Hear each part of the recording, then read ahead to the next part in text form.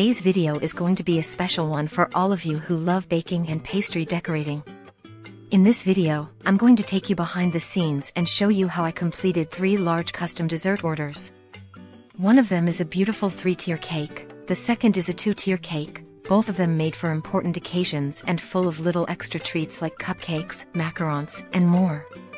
I'll show you everything from the base of the sponge cakes to all the details and decorations, and I'll be sharing lots of tips and tricks to help you stay organized and efficient in the kitchen, especially when you're dealing with big orders. This kind of work requires good planning, and I'll show you exactly how I do it step by step. After that, I'm going to teach you how to make 3 different cream recipes that I personally consider essential. They're not very well known, but they're incredibly useful and versatile. You can use them for filling, decorating, and more. I think every pastry lover should know them. We'll also dive into piping techniques. I'll be showing you how to use both Russian piping tips and traditional ones, with plenty of practical examples so you can see the results and try them yourself. And something I'm especially excited to share with you, I'll also teach you how to make Zephyr-style marshmallows, natural marshmallows made with real fruit. They're absolutely delicious, perfect for selling or just enjoying at home, and once you learn how to make them, you'll want to do it again and again. And finally, at the end of the video, I'll get a bit more personal and tell you how I became a YouTuber, how this whole journey started for me, and I'll also show you how I record my videos, what tools I use, and how I set everything up behind the scenes. If that part interests you, definitely stick around until the end. The video is divided into chapters, and you can find them all listed in the pinned comment as well as in the video description, so you can easily jump to the sections that interest you most. Now, let's get started with the very first custom order. Let's start preparing the sponge cakes. I crack 11 medium eggs, which equals approximately 500 grams, 1.1 pounds, per recipe. I also use 300 grams, 1.5 cups, of white sugar, 300 grams, 2.5 cups, of all-purpose flour, and 50 grams, 3.5 tablespoons, of sunflower oil. We will not use baking powder. Although I have many sponge cake recipes on my channels, in this tutorial I'll show you a recipe based on weight, not the number of eggs, and I'll explain why. I use a little more than 500 grams, 1.1 pounds, of eggs per recipe, which equals approximately 11 eggs per bowl. Depending on the size of the eggs, if I told you the amount by number, you might end up using less than needed, so I prefer to weigh them, and that way you can see how many you need. I turn on the mixers with the eggs and sugar on medium-high speed, beating for 9 minutes. If you're using a handheld mixer, you should beat for 10 to 11 minutes on high speed. Then lower the speed and add 50 grams, 3.5 tablespoons, of oil to each bowl.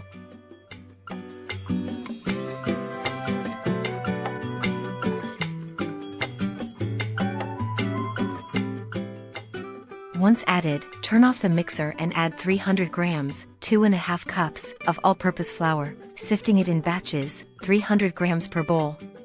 Gently stir with folding motions from bottom to top. If it's easier for you, you can use a whisk, but I recommend trying a wooden spoon. It's much more comfortable, and the batter will turn out excellent.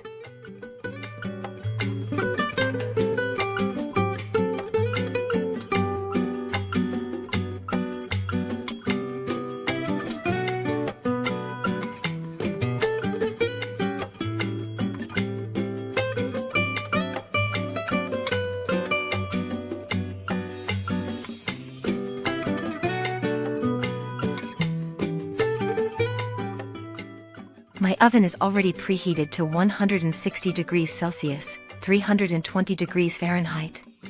Prepare the pans by placing only parchment paper on the bottom, no need to grease. I use 3 pans, 27 centimeters, 10.6 in, 22 centimeters, 8.7 in, and 18 centimeters, 7 in diameter. To achieve the right height for my cake, I bake each sponge recipe twice. I pour the batter from both bowls and divide it between the 3 pans. I use a fan-assisted oven, which allows me to bake several sponge cakes at once. I bake the cakes at 160 degrees Celsius, 320 degrees Fahrenheit, for 45 to 50 minutes.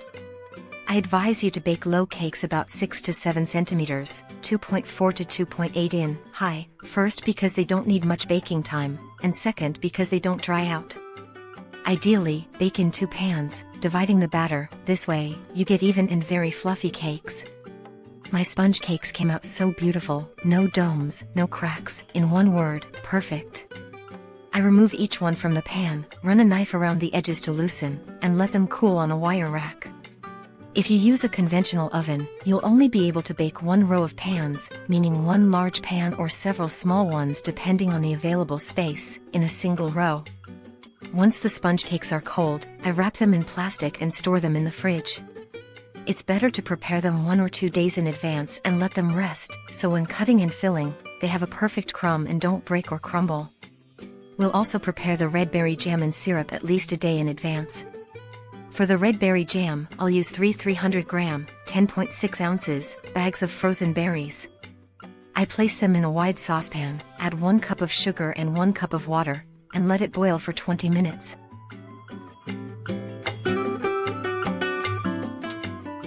In another saucepan, I prepare the syrup by adding 2 cups of water and 1 cup of sugar. I also add a generous tablespoon of vanilla extract, let it boil, and it's ready.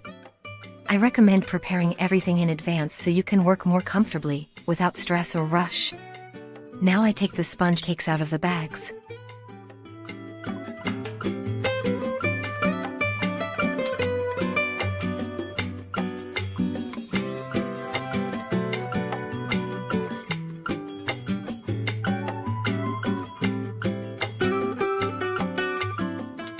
I baked 2 sponge cakes of each size.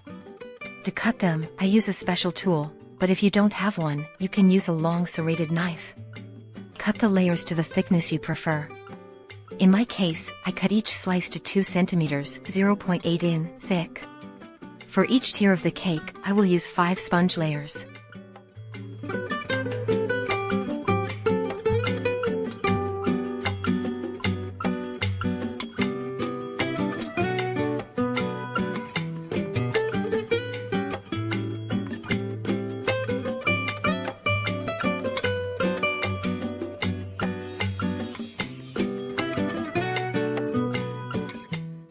Before starting to prepare the filling cream, cover each mold with plastic wrap or a bag.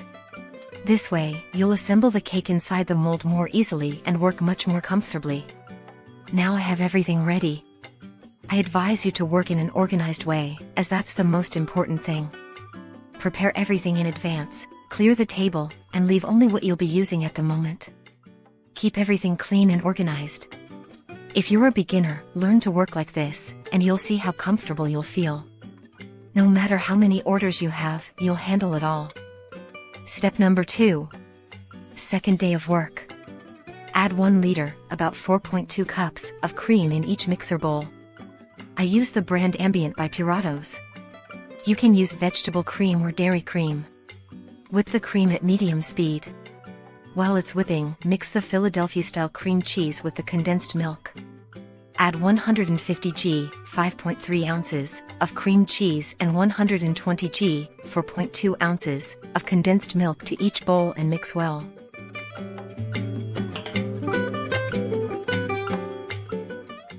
Prepare the berry and Oreo creams once the cream is firm.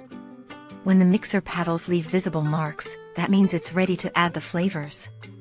In one bowl, add 5 to 7 tablespoons of berry jam. In the other bowl, add about 7 tablespoons of crushed Oreos, including the filling. Mix gently just until the ingredients are integrated, without overbeating. Look at this cream, that texture, friends. It's a real delight. One better than the other.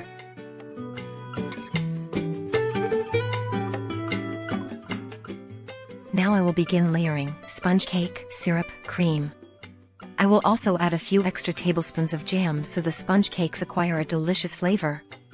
You can do it your way, use fewer but thicker sponge cake layers, or reduce the amount of cream per layer, that's up to you. I'm just showing you one of my ways of working. It's easy and economical.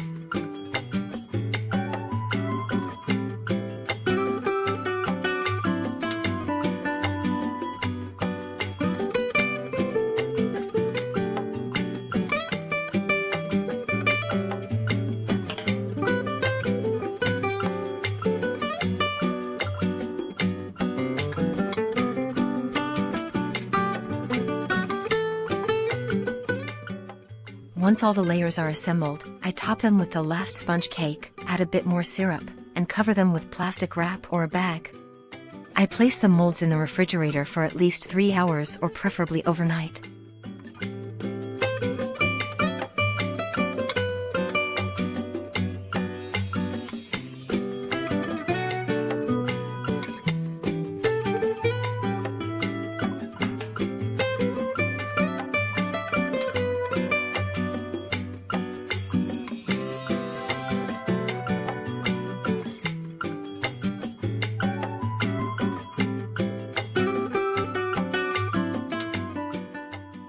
Step 3 and final. We prepare the cream to decorate each tier. First, I'm going to cream 500 g, 17.6 ounces, of unsalted butter, although for this recipe I'll only use half to cover one tier. The butter should be at room temperature, soft like a pomade. It needs a long beat at medium-high speed for 15 minutes until it whitens and doubles in volume.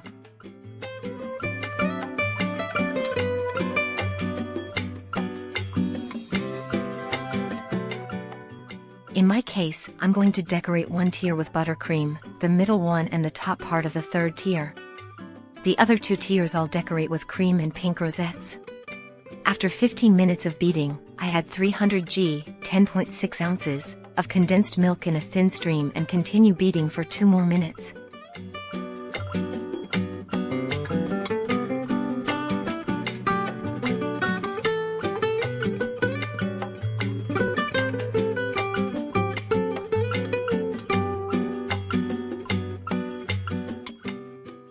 This is how beautiful the buttercream turns out. I transfer it to another bowl and now prepare some fondant decorations.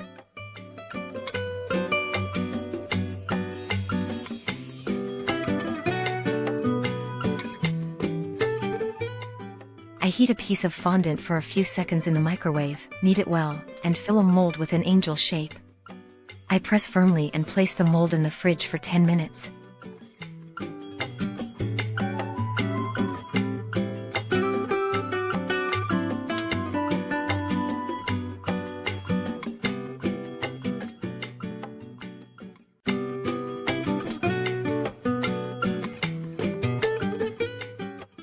Separately, I prepare some small decorations and group them to form a sort of white cloud.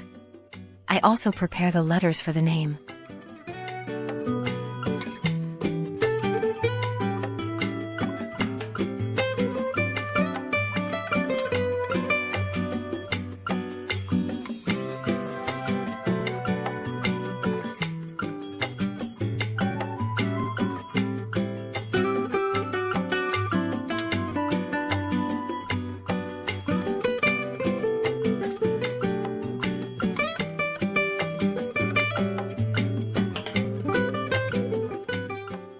Then I prepare the main cake base, which is a 40 by 40 centimeters, about 16 by 16 in, board with a hole in the middle where I will insert the central rod that firmly supports the 3 tiers. Each base of the first 2 tiers has the same size hole.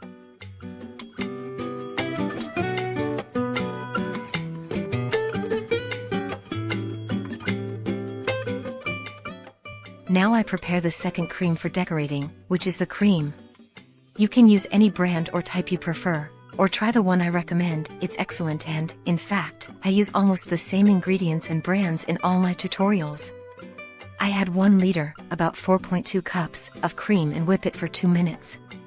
Meanwhile, I prepare 150 g, 5.3 ounces, of Philadelphia-style cream cheese with 120 g, 4.2 ounces, of condensed milk. I add a few drops of pink food coloring and it's ready.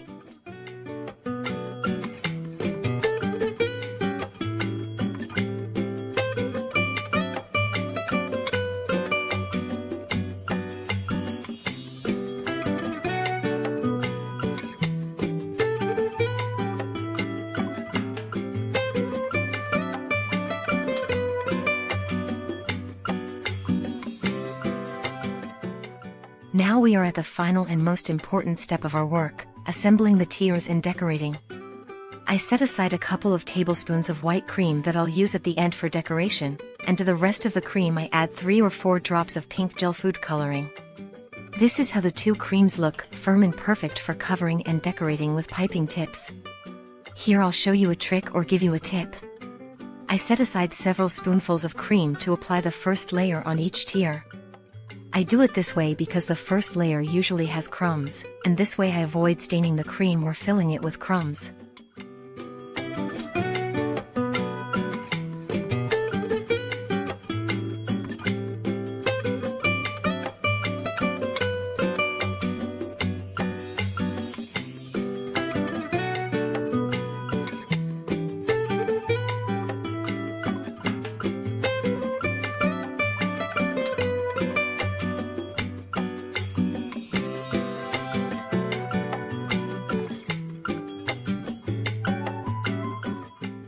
I place the first cake on the large base, center it well, smooth it out, and remove any excess cream to make the final covering as straight as possible. Then I apply a generous layer of cream.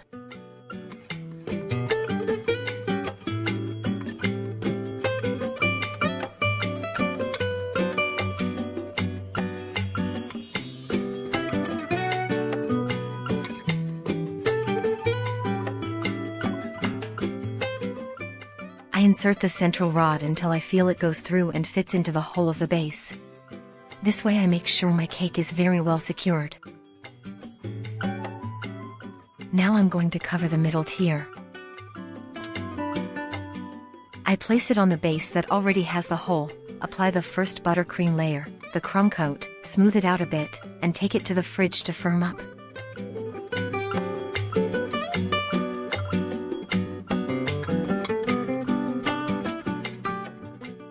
Now I go with the third cake. I also place it on the base with a hole, cover the sides with cream and the top with buttercream, since this is where I'll place the fondant decoration. This way the decoration stays perfectly in place without the risk of moving or softening from contact with the cream.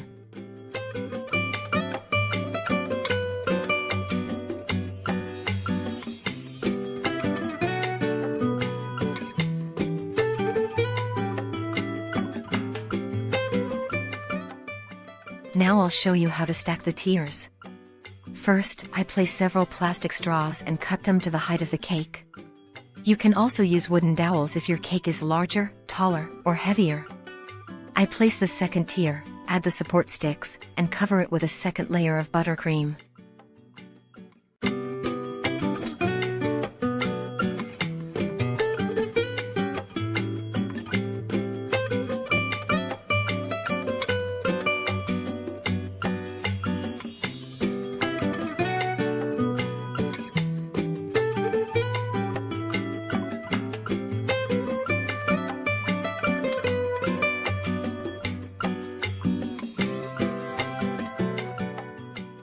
Once the second level is smoothed out, I place the third cake and prepare the piping tips with the pastry bags. To make the rosettes I'll use the most well-known piping tip in the baking world, the Wilton 1M tip. For the final design with the white cream, I'll use the 2D tip.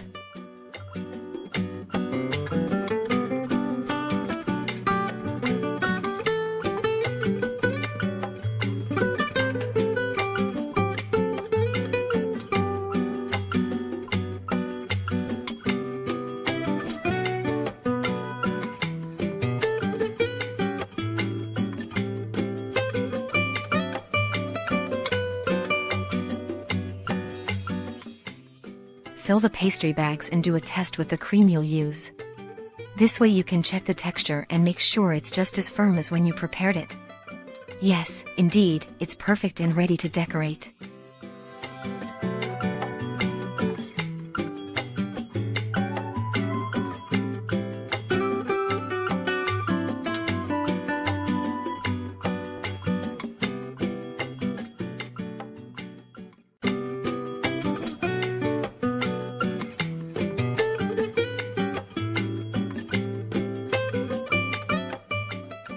Make rosettes like this on the 2 tiers or create the design and decoration you like best. I'm just giving you an idea and guiding you to achieve a 3-tier cake.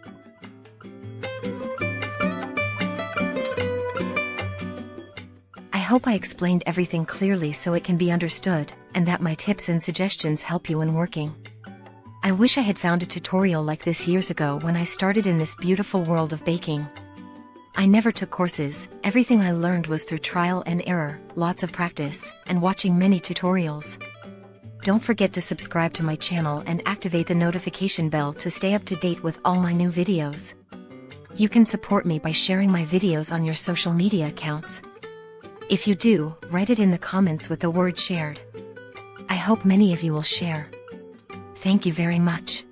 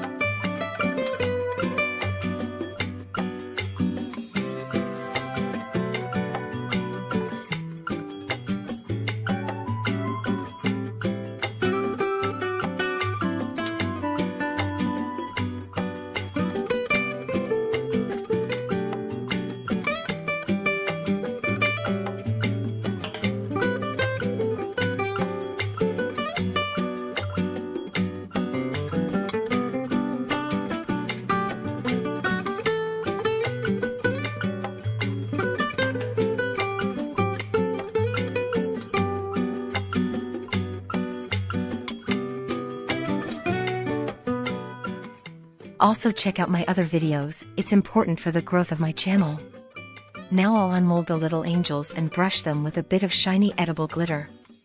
I place the decoration on the cake and do the final touch by piping dots with the 2D tip and the white cream, and the cake is ready.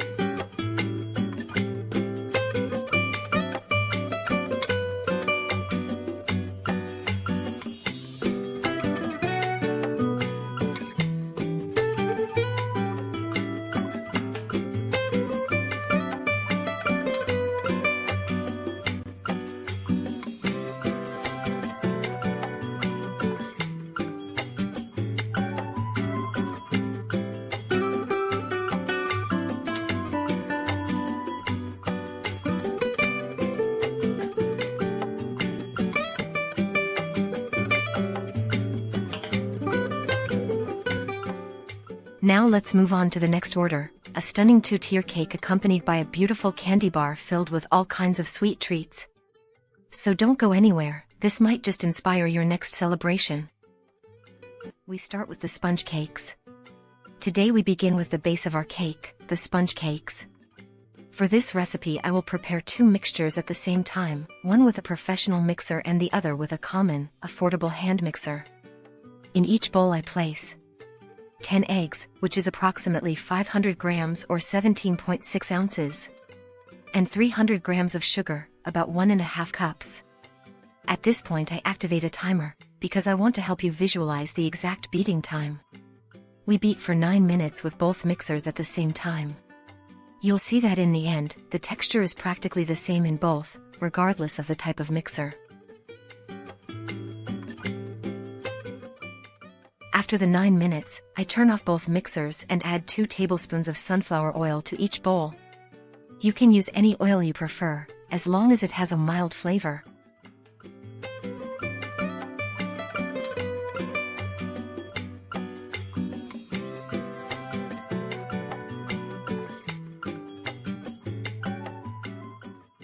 I mix for 30 more seconds and then turn off both mixers.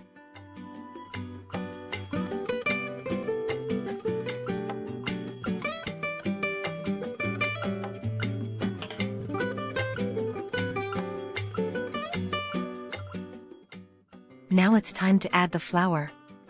I add 300 grams of all-purpose flour, about 2.5 cups, to each bowl, sifting it in 2 or 3 batches to avoid lumps and keep the mixture light. I mix with folding motions, using a wooden spoon, which helps me reach the bottom of the bowl and achieve a uniform mixture without losing the air incorporated. While I'm folding in the flour, I turn on the oven. I use a convection oven, with fan, which allows me to bake both molds at the same time. If you have a conventional oven, bake the cakes one at a time. Once I finish adding all the flour, the mixture is perfect. Look how it falls, in a ribbon-like, continuous and smooth flow.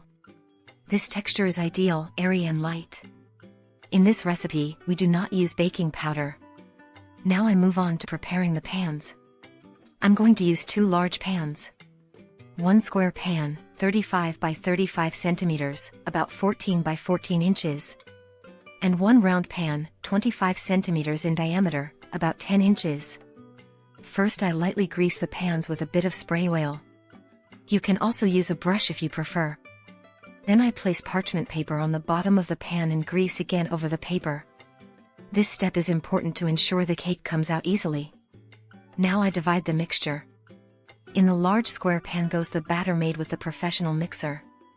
And in the round pan, the one made with the handheld mixer. I set the temperature to 160 to 170 degrees Celsius, about 320 to 340 degrees Fahrenheit, no higher than that. The cakes bake for 50 minutes to 1 hour, depending on your oven.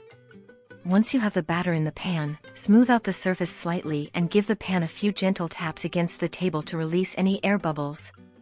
Here's an important detail. The square pan, being larger and wider, has a thinner layer of batter.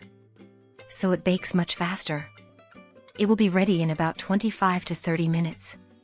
So if you are baking both pans at the same time, keep a close eye on the square one because you'll need to take it out of the oven earlier. In contrast, the 25 centimeter, 10-inch, round pan, which has a thicker layer of batter, needs more time. This one will take about 50 minutes to bake completely. Once the sponge cakes are ready and baked, I carefully remove them from the molds and let them cool on wire racks. This is important so they don't get moist underneath and keep their fluffy texture. Now, I want to show you something else.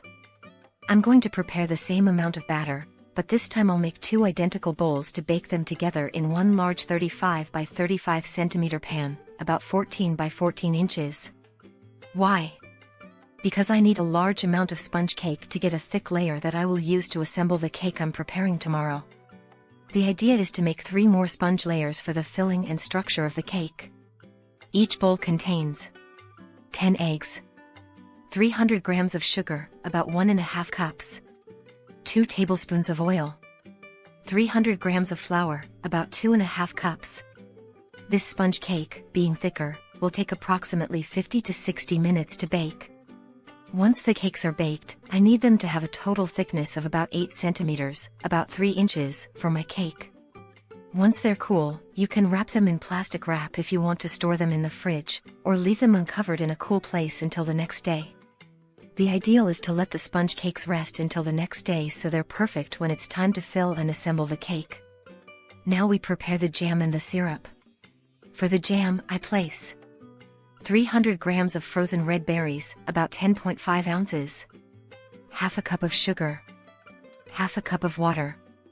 I cover it with a lid and bring it to a slow boil while the fruits begin to break down. At the same time, in another saucepan, I prepare the syrup.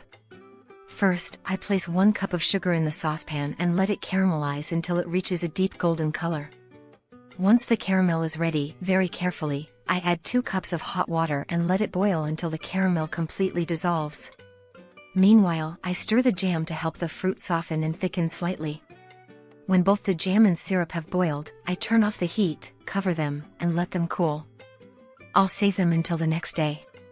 This way, they develop more flavor and will be perfect for assembling the cake.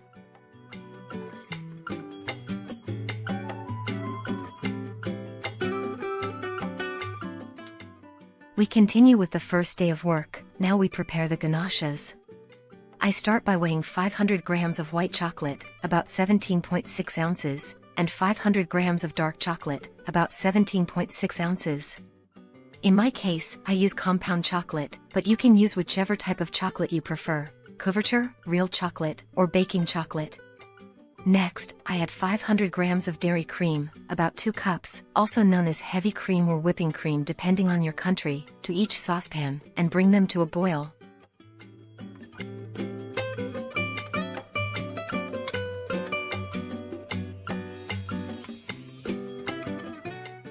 When the cream boils, I remove it from the heat and pour it directly over each bowl of chocolate.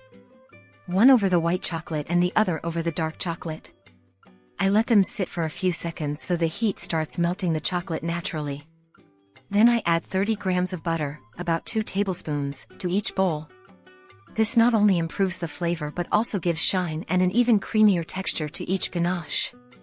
Now, using a hand blender, I blend each mixture well. This ensures a smooth and homogeneous texture.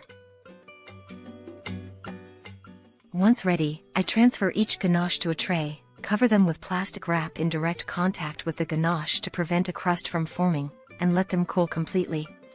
You can store them outside or inside the refrigerator, depending on the room temperature, until the next day. When they're ready, I'll use the dark chocolate ganache for one of the cake layers, and the white chocolate ganache will be the perfect filling for the macarons. Now we continue with the preparation of some delicious macarons. First, I crack 4 eggs and separate the whites. I'm going to use exactly 135 grams of egg whites, about 4.8 ounces. I don't use all 4 egg whites completely, so you'll have a little left over. The measurement must be exact for the recipe to work properly. Separately, I weigh 190 grams of powdered sugar, about 1.5 cups, and 190 grams of ground almonds, about 1 3/4 cups. I place both ingredients in a food processor. I also weigh 190 grams of granulated white sugar, about 1 cup, which I'll use to make the meringue. I blend them to make the mixture very fine and combined. Then I sift the mixture and set it aside.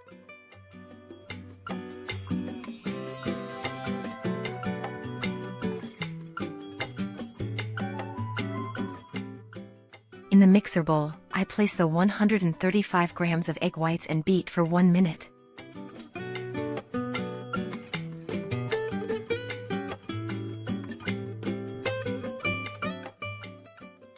After that minute, I add the 190 grams of white sugar and continue beating until I get a very firm and glossy meringue. Once the meringue is ready, I add all the sifted almond and powdered sugar mixture in one go.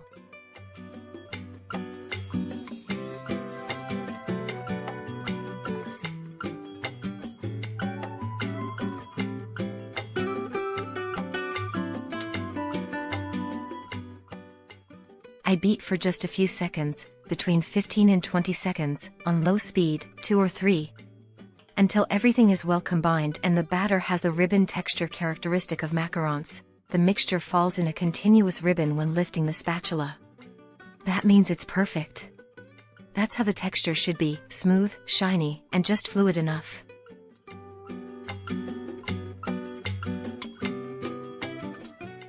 I prepare a large piping bag with a round tip.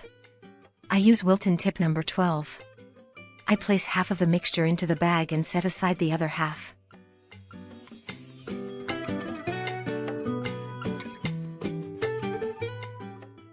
I begin piping the macarons onto special mats with guides, though you can also use parchment paper or a silicone mat, forming the macarons the size you prefer.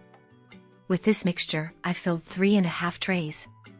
While piping the macarons, I preheat the oven to 135 degrees Celsius, about 275 degrees Fahrenheit. That's the temperature that works best for me, but every oven is different. If this is your first time making them, I recommend starting with this temperature and adjusting it as needed on your next attempt. You can raise the temperature to 140 degrees Celsius 284 degrees Fahrenheit or lower it to 120 degrees Celsius 248 degrees Fahrenheit if needed depending on your oven. I use a convection oven with air, and I can bake up to 4 trays at once. If you're using a static oven, bake 1 tray at a time. Once I have each tray piped, I gently tap it against the table to eliminate any air bubbles. Important, I do not let the macarons dry. As soon as I finish piping the last tray and the oven is preheated, I place them directly in the oven. I bake at 135 degrees Celsius 275 degrees Fahrenheit for exactly 20 minutes. Afterwards, I turn off the oven and leave the macarons inside, without opening the door, for about 30 to 45 minutes, until they cool completely. Once cooled, I unmold all the macarons. They're perfect. I fill some with dark chocolate ganache, but most of them I fill with white chocolate ganache, which pairs beautifully with the soft and delicate shells.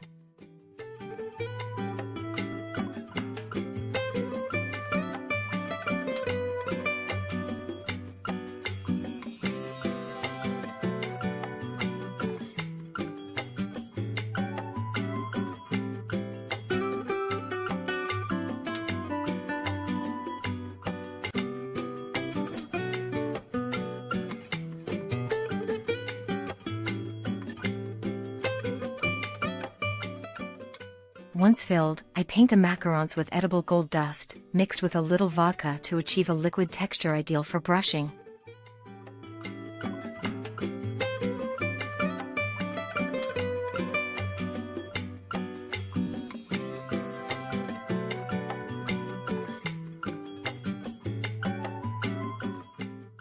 Second day of work. We start with the meringues. I use 4 cups of white granulated sugar, about 800 grams or 28 ounces, and 2 cups of egg whites, about 480 milliliters or 16.2 fluid ounces, which equals approximately 15 egg whites, depending on their size. I already have a pot with boiling water ready, and in the stand mixer bowl, I add the egg whites and sugar. I stir a little before placing it over the double boiler. Since I use a large quantity of sugar and egg whites, I pasteurize everything together over the double boiler. Once it's ready, I divide the mixture into 2 bowls to beat with 2 mixers. When I see the sugar has dissolved, I take a bit of the mixture between my fingers and rub. When I no longer feel granules and it's very hot, I transfer it to the mixer bowl, in my case, into 2 bowls. At this point, I use a timer to show you the exact whipping time. I beat each bowl for about 8 minutes. I stop the mixer and add flavorings, lemon flavor in one bowl and strawberry flavor in the other. I also add 1 tablespoon of cornstarch, maizena, to each bowl. I beat a little more, just until integrated, and stop the mixers.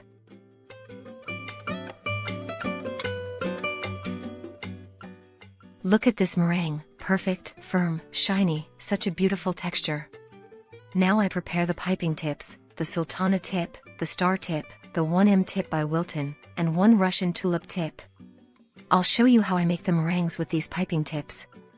I use silicone mats, but you can use baking paper as well. To make the meringues with the Sultana tip, you need to hold the mat with your fingers or weigh it down so it doesn't move. If you don't hold it, when you lift the piping bag, the mat lifts up and the circle becomes deformed, elongated, and messy. It's important to hold it well so the meringue keeps a perfect shape. In the end, I fill 4 oven trays with meringues of different shapes and sizes. I make the most of the empty spaces by piping small meringues wherever there's a gap. I also show you how to make tulips with the Russian tip. You can bake these too.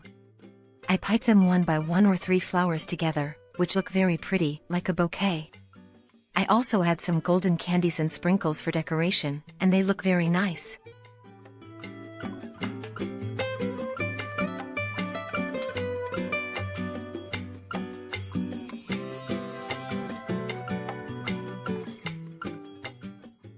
I dry them in a convection oven at 90 degrees Celsius 194 degrees Fahrenheit for 90 minutes. My usual advice is to place a kitchen towel in the oven door so it stays slightly open. This allows the steam to escape and the meringues become crunchier and dry better.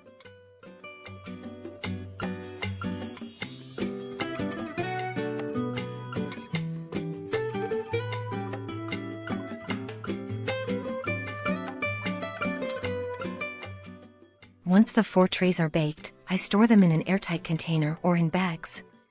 It doesn't matter if they're warm or cold, they store the same.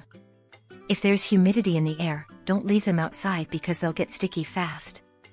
That's why I recommend storing them in airtight containers or bags. If you don't have an airtight container, just place them in a well-sealed bag and that's it, they'll stay perfect.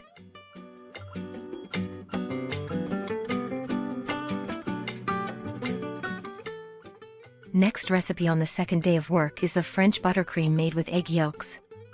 I add 2 cups of white sugar, about 400 grams or 14 ounces, and 200 milliliters, 6.8 fluid ounces, of water to a heavy-bottomed saucepan.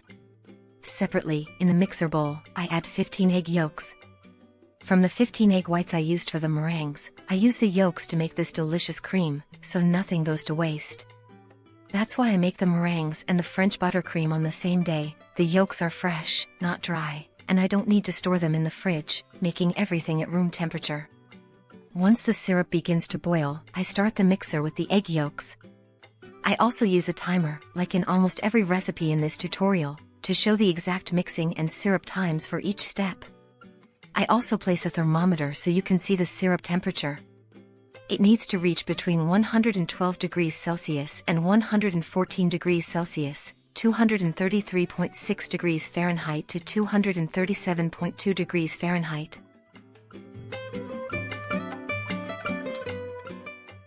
Once the syrup is thick and has reached this temperature, I slowly pour it in a thin stream into the whipping yolks.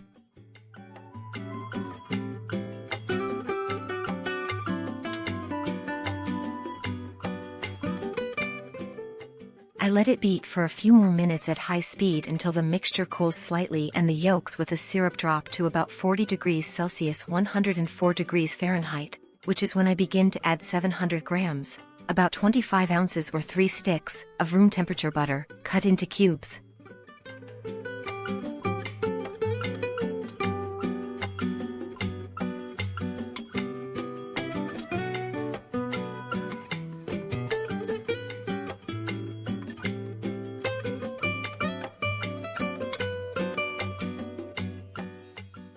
Once all the butter is added, I let the mixer run at speed 6 out of 10 until the cream starts to thicken. At first, it has a liquid texture, but little by little it will transform into a thick, glossy, firm, and super delicious cream. I store the cream in a bowl covered with plastic wrap to preserve it and use it the next day to decorate the cupcakes.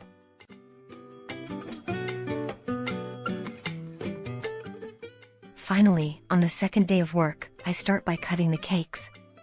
I cut the large cake made with 20 eggs, the one baked in the 35 by 35 centimeter, 13.8 by 13.8 inch mold, using a special cake cutter.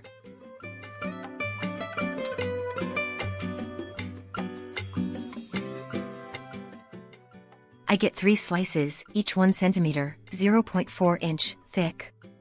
I clean the top to remove the brown layer and leave it smooth. This way, I already have the layers ready to start assembling the cake. I'll give you a tip and a personal trick that works very well for me. Use a cardboard base or a flat tray to move each slice of the large cake. Instead of lifting it with your hands from the sides, which can cause it to break or bend, it's much easier and safer to slide the tray underneath the slice. That way you can lift and move it in the easiest way possible, without any risk of damage. Look how beautiful and perfect they are. Here I have 4 slices of the same thickness, all leveled evenly. I store them, and now I'm going to cut the 25 centimeter, 10 inch, round cake we made with the hand mixer. And you'll see what a perfect crumb it has.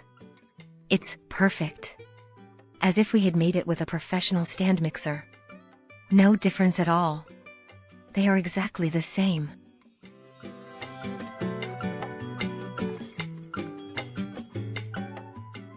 I cut 4 slices. I bring everything together and show you, 4 slices from the large cake and 4 slices from the smaller one. That's it, this step is done. Here I show you the base, which is very, very important for a multi-tiered or heavy cake. It's the most important thing. When you have to move the cake, you need to be sure the base is thick, sturdy, and secure. Here I show you the base I'm going to use. It's 40 by 50 centimeters, 15.7 by 19.7 inches, and 1.2 centimeters, 0.5 inches, thick. Now I'm going to cover each mold with plastic wrap. This is also one of my favorite methods to work with. I cover the mold and leave a bit of plastic hanging over the edge so that when the cake is filled, I can wrap it properly. This way I can store it in the fridge in the safest and most complete way for the next day. Here I'm going to crush a package of Oreo cookies, filling included. I crush them well and set them aside for now.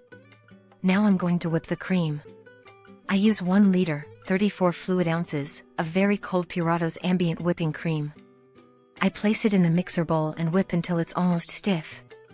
While the cream is whipping, I prepare 300 grams, 10.5 ounces, of cream cheese, like Philadelphia, and 150 milliliters, 5 fluid ounces, of sweetened condensed milk. I mix them, and once the cream is nearly stiff, I add the cheese and condensed milk mixture and continue whipping until it's very firm. I really like the texture that results from the combination of cream cheese and condensed milk. It gives a divine flavor.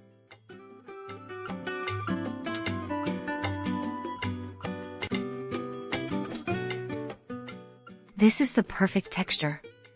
Now I divide the cream I've made into 2 halves.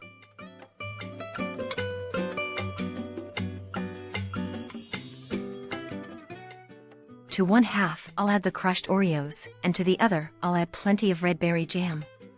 I strain the jam, I don't blend it, because I want to keep the whole berries visible. Cooked this way, they're delicious.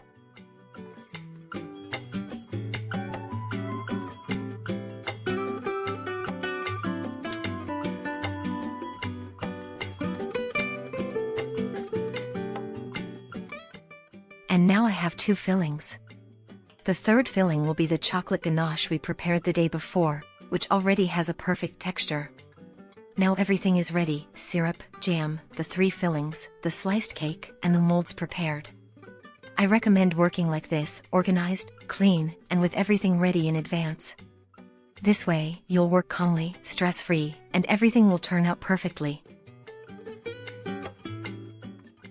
Now I begin assembling the 2 cakes. First, I place a cake slice in each mold and add the caramel syrup we made.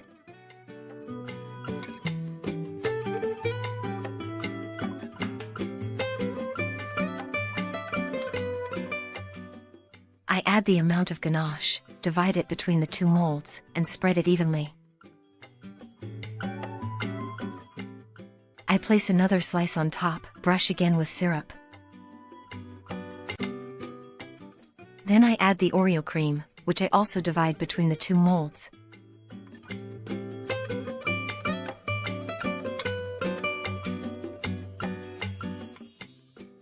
I place another slice, brush with syrup, and for this layer with red berries, I'll add 2 or 3 tablespoons of jam.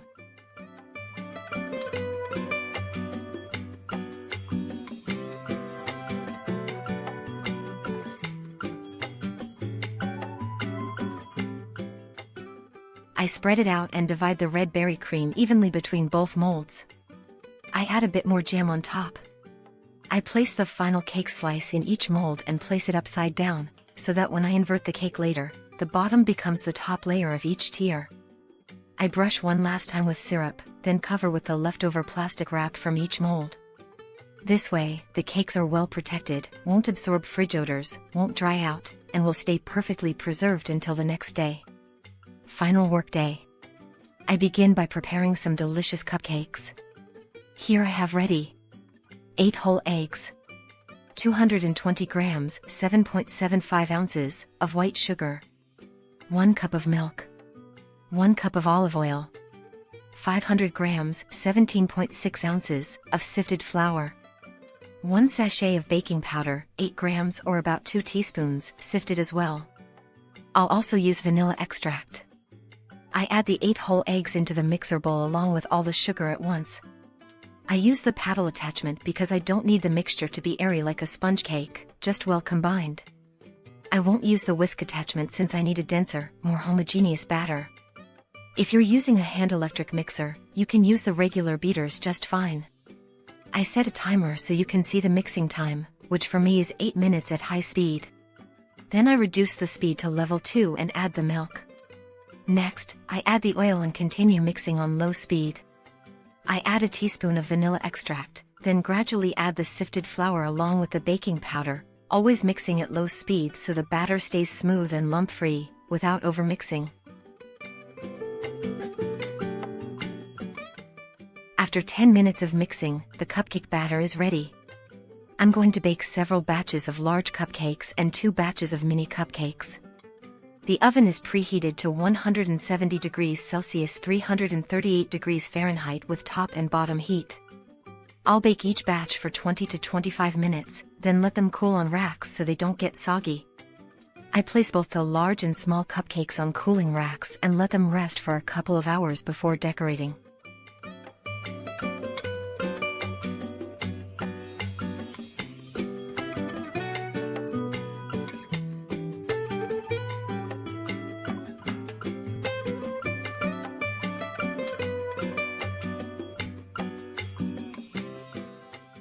Now I'm going to whip the white chocolate ganache until I get a firm cream.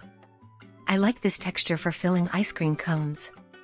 I'll add 1 more cup of very cold Puratos ambient cream to this ganache and whip everything together until it's firm enough to hold its shape when decorating. When I have the cream ready, I place it in a very large piping bag fitted with a 1E nozzle. Just like that, I'll take it to the party, ready to fill the ice cream cones right before serving. I have some beautiful stands that I'll use to present the cones as if they were real ice creams. It's a fun, different, and charming idea, perfect for brightening up the dessert table, especially for the children. I'll fill them forming a swirl like a classic ice cream, and I'll decorate the top with chocolate sprinkles. A creative and delicious way to add a special touch to the party. Now we're at the final step, the decorations. Let's begin with the first cake I'm going to decorate. I'll show you a very beautiful decoration, something new and special, because it's the godmother's cake for the party. The sponge and filling I use for this cake are already explained on my channel. It's a Nutella chocolate mousse combined with a chocolate sponge with a hint of vanilla. It's a very tall cake, ideal for important celebrations. I'm going to frost it with my 2-ingredient buttercream, which also has a tutorial on my channel. I'm going to cover the cake in the simplest way possible because the final decoration doesn't need a very polished finish or advanced techniques. What's important is that the base is firm, well covered, and ready to receive all the decorative elements that will make this cake look spectacular. Once the cake is covered with the 2-ingredient buttercream, I don't store it in the fridge because I don't want the cream to harden. Here I show you some edible rice paper strips that I've cut with scissors, about 3 centimeters wide, 1.2 inches. I cut about 5 sheets. Separately, in a small cup I pour a bit of vodka. I also have various types of flowers prepared to decorate the cake. I use a bit of vodka to dip the stem of each flower before placing it on the cake. It works as a disinfectant. You can also use melted chocolate to coat the stem, but I prefer vodka because it's practical and evaporates quickly. To create this design, you can play with the proportions depending on the style you prefer. You can use many rice paper strips and a few flowers for a more delicate and minimalist look, or as I'll show you, many flowers and few rice paper rows, which looks spectacular.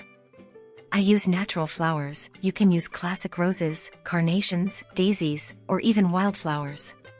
Peonies also look beautiful if they are in season, and you can mix pastel tones with more vibrant flowers for a very striking visual effect. It's a very elegant and cheerful design that stands out in a party and adds a natural and fresh touch to the dessert table.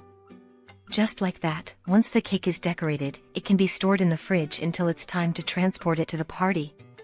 That way it stays firm, fresh, and in perfect condition for its final presentation. Now there are only 2 steps left to complete this beautiful work and this lovely tutorial. First, I start with the large cake, the one that measures 35 by 35 centimeters in diameter, about 14 by 14 inches. I'm going to flip it over onto the thick base and start covering it with the first layer, using the 2-ingredient cream. The amount of cream I'll use to frost both tiers is 750 grams of butter, 1.65 pounds, with 750 grams of sweetened condensed milk, 1.65 pounds or about 26.5 ounces. The tutorial, as I mentioned earlier, is on my channel. It's a very firm cream, very good, beautiful, perfect for covering and decorating cakes.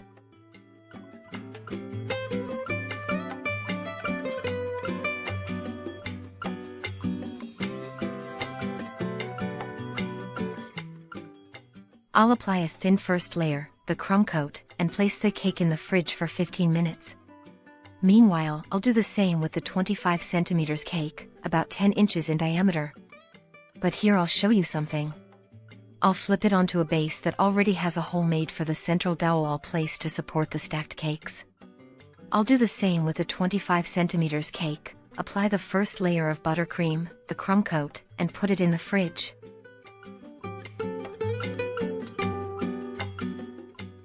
Then I'll continue with the large cake, which will already be chilled, and apply a thicker layer of buttercream until it's nice and smooth.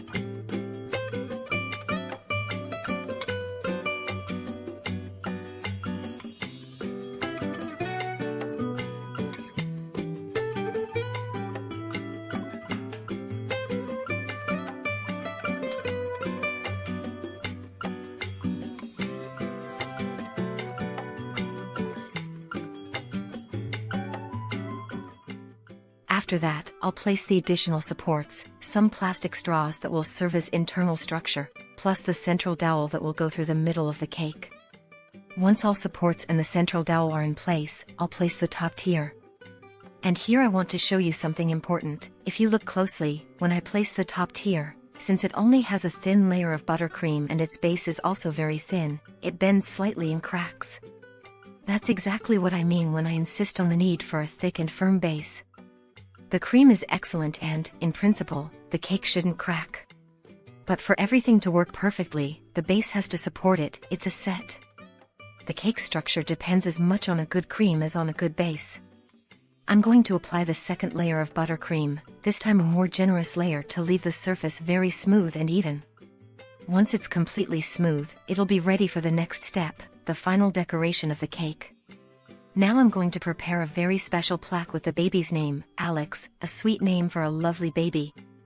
This plaque will be the main detail of his baptism cake, so I want it to look very pretty and delicate. For this, I'll use white fondant, which I'll roll out carefully until I get an even thickness.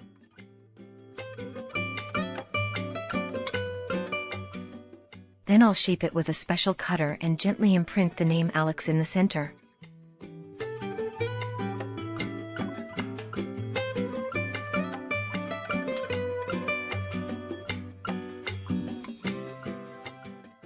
To highlight the name and give it an elegant finish, I'll trace it with edible gold dust diluted with a little vodka, and with a fine brush I'll paint each letter. The result will be a luminous, personalized plaque, perfect to crown this meaningful cake. A tender detail to celebrate such a special day. To continue decorating the baptism cake, I'll use some very delicate and elegant white natural flowers. As always, before placing them on the cake, I briefly dip the stems in vodka to disinfect them. To this floral decoration I'll add some edible white pearls, which bring a touch of shine and sophistication, and some macarons from the same dessert table, which I'll also use as decorative elements. To give the final touch, with a fine brush I'll add some golden brush strokes, delicate lines or soft marks, using edible gold powder diluted in vodka. This subtle and luminous detail will give a special and festive finish, perfect for a celebration as meaningful as Alex's baptism. Now I'll show you how much the cake weighed, 11 kilos and 150 grams, about 24.6 pounds. Due to its height and volume, it doesn't fit in a traditional box with a lid. So I'll show you how I prepare it for transport in a safe and practical way. I'll use a low box as the base and, since the lid cannot be used, I'll reinforce the four corners of the box with rectangular cardboard pieces cut to size. I'll staple these pieces firmly both at the bottom and top of the lid, creating a kind of frame or structure around the cake. Then, to close the whole thing and fully protect the cake, I'll wrap the entire perimeter with plastic wrap. This creates an improvised but firm box, sealed from dust, air, and any possible bumps, ideal for safely transporting such a delicate and heavy cake. And now, we've reached the last step.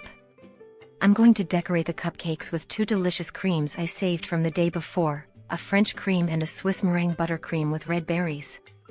They look beautiful, very delicate. To decorate them I used different piping nozzles. The 1M from Wilton, ideal for making rosettes and swirls. The 125 tip to form petals. And a star tip to give them an elegant finish.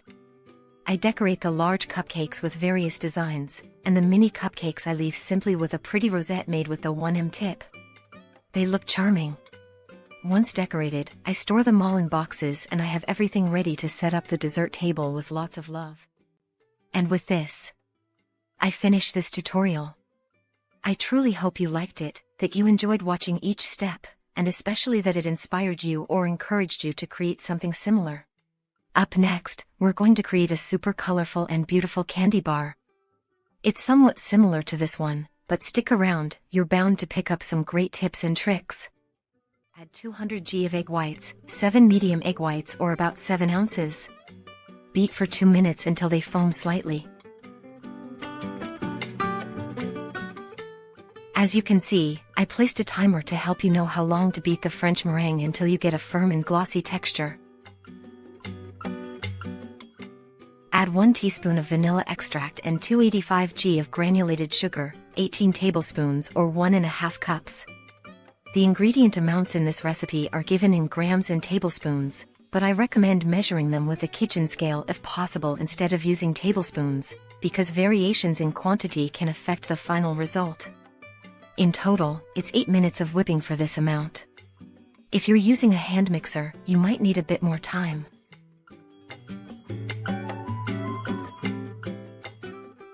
If necessary, and the almond flour is not very fine, you'll need to grind it a bit more. The amount of ground almonds is 285 g, 28 tablespoons or about 2½ cups.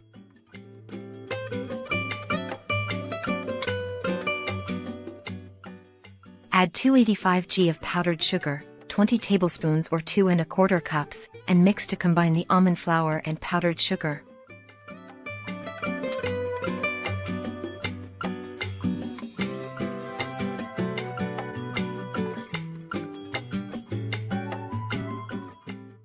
Now sift both ingredients very well together.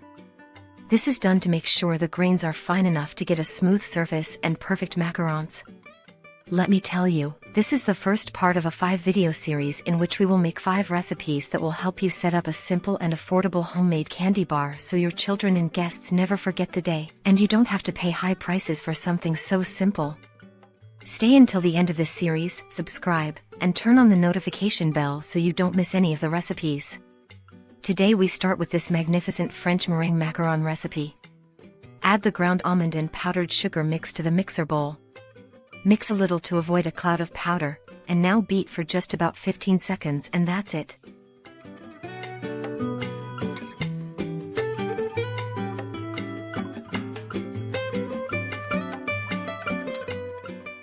See how in just a few seconds of mixing the consistency changed? And here you have the perfect texture. A dough that's too stiff won't rise in the oven and won't have a famous macaron shape. A dough that's too runny will simply spread on the tray. And if it does rise in the oven, the so-called foot will grow outward instead of upward, and the macaron will be flat. So here you can see the texture the dough should have. We made it with the mixer all the way to the end without having to mix with a spatula counting the folds.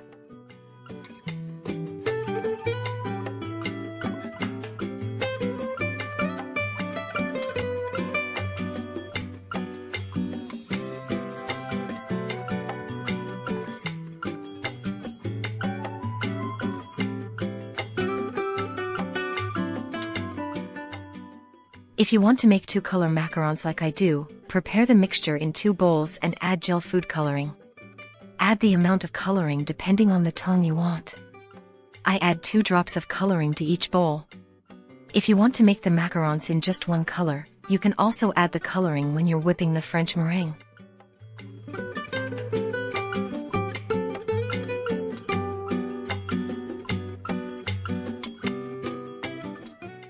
Here I give you plenty of video time so you can see that I mix thoroughly to integrate the coloring, but the texture of the macaron batter stays the same, it doesn't get more liquid.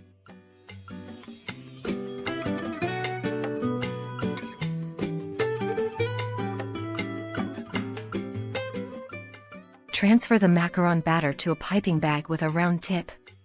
You can also use a piping bag without a nozzle. I use a silicone mat as a guide to form the macarons. If you don't have a mat like this or something similar, you can make a guide with an extra sheet of parchment paper.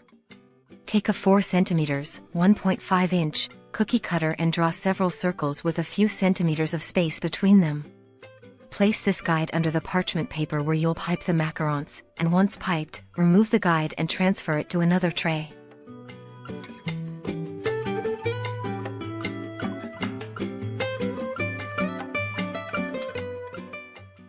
When you finish filling the tray with macarons, tap the tray, lift it and let it drop on the work surface. This is done to release the larger air bubbles in the batter and also to help the macarons settle on the tray. Preheat the oven to 135 degrees Celsius 275 degrees Fahrenheit while you're piping the macarons, about 10 minutes before baking. I'll show you a different way. Once the macarons are piped, I put them straight into the oven without drying them first. Bake them for 20 minutes at 135 degrees Celsius 275 degrees Fahrenheit. My oven is convection with fan, and I can bake all 4 trays at once. If your oven has top and bottom heat, bake the trays one at a time. Turn off the oven and let the macarons cool completely for at least 30 minutes before trying to peel them off. However, if you live in a place with high humidity, more than 50%, I recommend storing the trays in an air-conditioned room or placing a fan directed at the trays to remove some of the moisture, and then bake them. In this recipe, I use a white chocolate cream, but you can find many other creams on my channel and use the one you like the most. Here's a list of creams for you to choose from. Here I show you how to build the macaron tower for the candy bar. It looks spectacular. I bought this plastic tower for the macarons on Amazon, but you can find it in various baking supply stores. You could also set it up in cardboard boxes or arrange it in different ways. But the way I'm showing you here looks really beautiful, to be honest, and plastic towers aren't very expensive. Now I'll show you how to make Swiss meringue and how to get crispy, delicious, and perfect meringues and kisses for your homemade candy bar.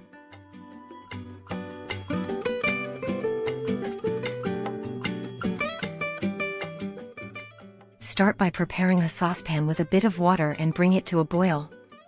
Place a bowl over it that fits snugly over the pan. Add 250 g of egg whites, about 8 large egg whites or 8.8 ounces, and 500 g of granulated sugar, 2.5 cups or 35 tablespoons. As you can see, I set a timer to make it easier for you when making this Swiss meringue, so you know how long each phase takes to achieve a firm and glossy Swiss meringue. Stir constantly while heating it in a double boiler, monitoring the temperature with a kitchen thermometer. If you don't have a thermometer, touch the mixture with your hand, you'll see the sugar is fully dissolved and the egg whites are very hot. Keep stirring without stopping, and don't let it go above 60 degrees Celsius 140 degrees Fahrenheit, as higher temperatures would cause the egg whites to curdle. Transfer the preparation to the bowl of a stand mixer with a whisk attachment and start beating at high speed until the meringue cools completely and is firm and glossy. Let me tell you, this is the second part of a 5-video series where we make 5 easy recipes that will help you create a simple and very affordable homemade candy bar. Subscribe and turn on the notification bell so you don't miss any of the recipes.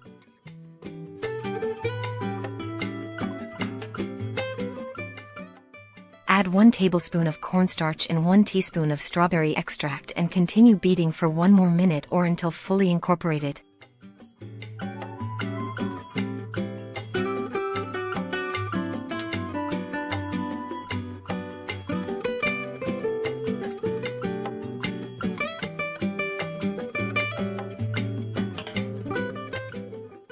In total, it takes 14 minutes for this amount. The proof that the Swiss meringue is fully whipped is when it forms a peak at the tip of the whisk, also known as the golden peak.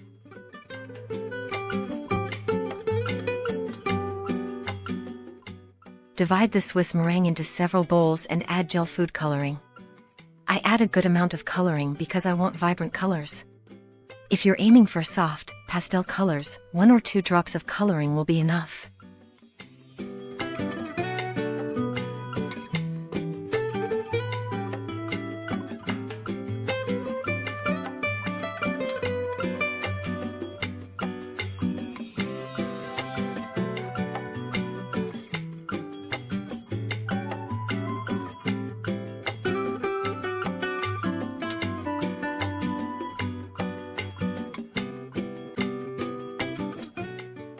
Here I show you the piping tips I use.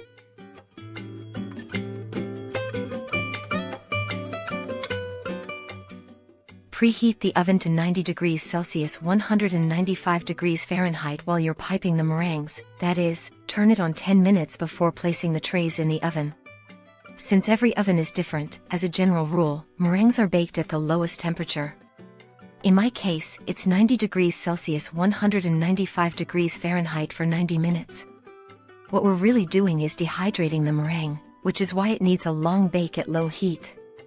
If your oven's lowest temperature is still too high, you can place a kitchen towel in the oven door to leave it slightly ajar. I use a convection oven with fan and can bake all 4 trays at once. If your oven only has top and bottom heat, bake the trays one at a time. Subscribe to my channel if you haven't already, and if you are already subscribed, thank you so much. Leave me a comment saying which country you're watching from. Tell me if you liked this recipe and if my tips were helpful. Share this recipe with your friends, this way you'll help my channel grow. In today's tutorial, I show you how to make cute cake pops and ice cream cones and how to display them for your homemade candy bar using a simple shoebox. Come on, more beautiful and more affordable is impossible. Add 500 g, 17.6 ounces or 2 3/4 cups, of dark melting chocolate and 500 milliliters, 17 fluid ounces or 2 cups, of preheated non-dairy cream. It's important that the cream is very hot but not boiling. Mix well until the chocolate melts completely. Now add finely crumbled leftover sponge cake. You can also add crushed cookies or cupcakes if you have any leftovers and want to turn them into delicious ice cream cones.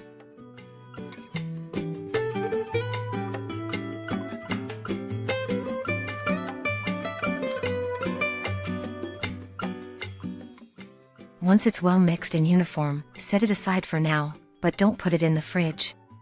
Now take a shoebox. My shoebox already has the holes cut out, 12 circles, each 6 centimeters, 2.4 inches, in diameter. Wrap the box in gift paper in the color of your choice and secure it with double-sided tape.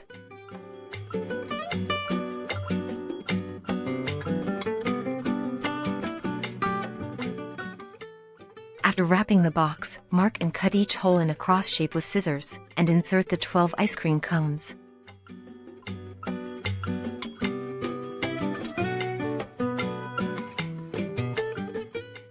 Using a spoon, fill the ice cream cones with the sponge cake and chocolate mixture.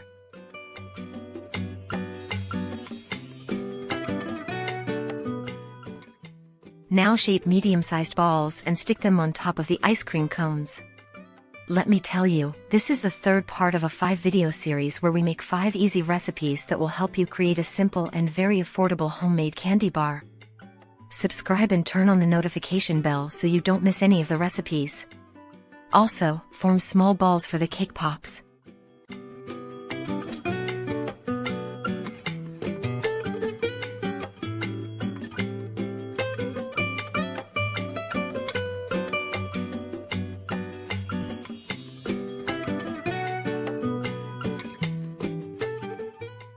Here I wrap a 15 by 15 centimeters, 6 by 6 inch, square of foam or polystyrene with yellow paper. Melt 350 g, 12.3 ounces or about 2 cups, of white chocolate in the microwave or over a double boiler and add 2 tablespoons of sunflower oil.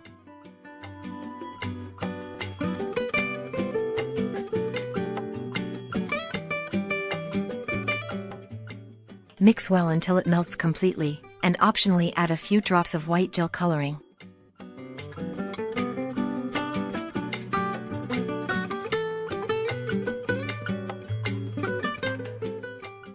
Dip the cake ice cream cones one by one in the melted white chocolate and place them back in the shoebox stand.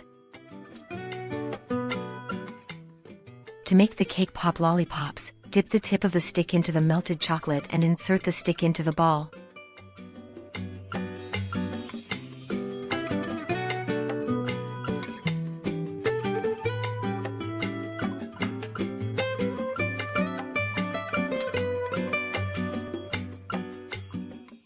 Now, place the ice cream cones and cake pop balls in the fridge for 20 minutes.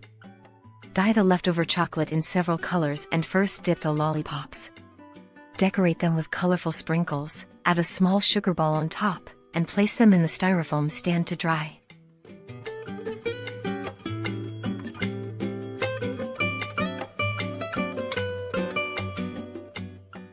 Decorate the ice cream cones with the same leftover chocolate. Transfer it into piping bags and decorate as you like. Now I'll show you how to make soft and fluffy cupcakes and how to decorate them with Swiss meringue buttercream in an easy and professional way so they look beautiful on your dessert table or homemade candy bar.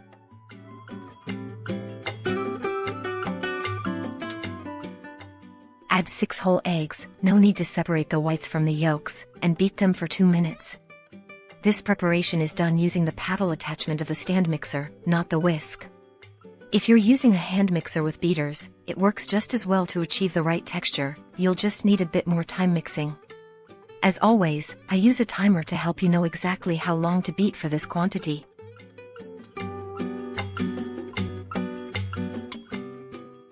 Add 270 grams, 1 1/3 cups, of granulated sugar, 1 teaspoon of vanilla extract, and continue beating for about 5 more minutes at very high speed. Subscribe to my channel if you haven't already, and if you're already subscribed, thank you so much. Leave me a comment telling me which country you're watching my tutorial from. Reduce the speed to low and add 160 milliliters, 2/3 cup, of oil and 160 milliliters, 2/3 cup, of milk.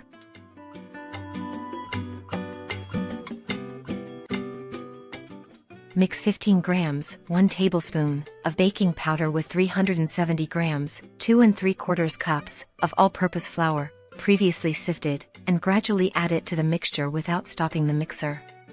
Let me tell you, this is the 4th part of a 5-video series in which we make 5 recipes that will help you put together a simple and very budget-friendly homemade candy bar so your children and guests never forget the day, and you don't have to spend a fortune on something so simple. Stick around until the end of the series, subscribe and turn on the notification bell so you don't miss any of the recipes.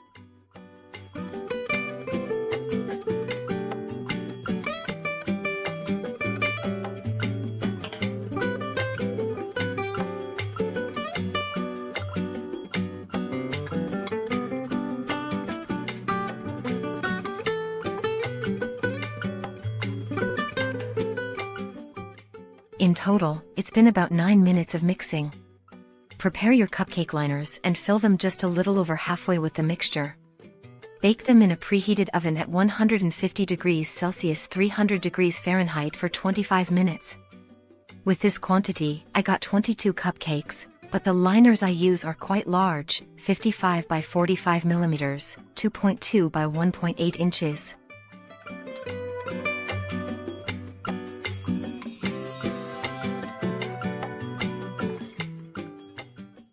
Look how pretty they are, so cute and easy to decorate.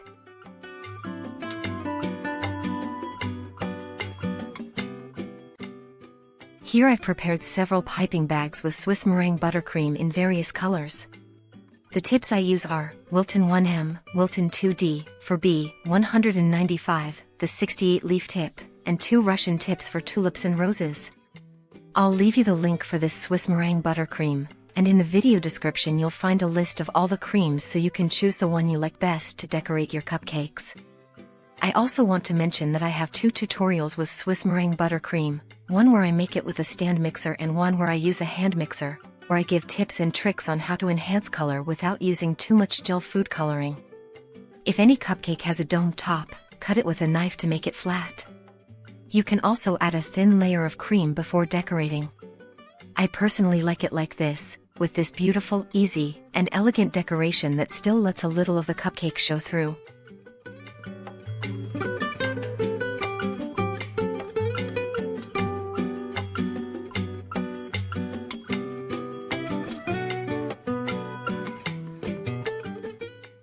I hope you enjoyed my tutorial. Leave me a thumbs up so I know you did, and share this recipe with your friends. Finally, I'll show you how to make a beautiful cake in 3 steps for your dessert table or homemade candy bar.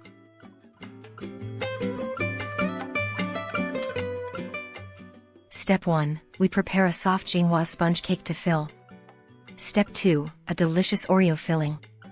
Step 3. A firm and shiny Swiss meringue, perfect for decorating with a piping bag.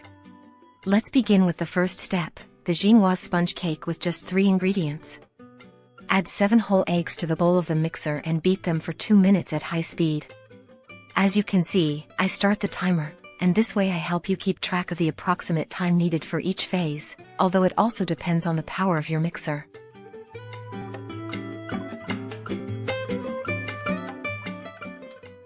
Add 250 grams, 1 1/4 cups, of granulated sugar and beat for 7 more minutes at high speed.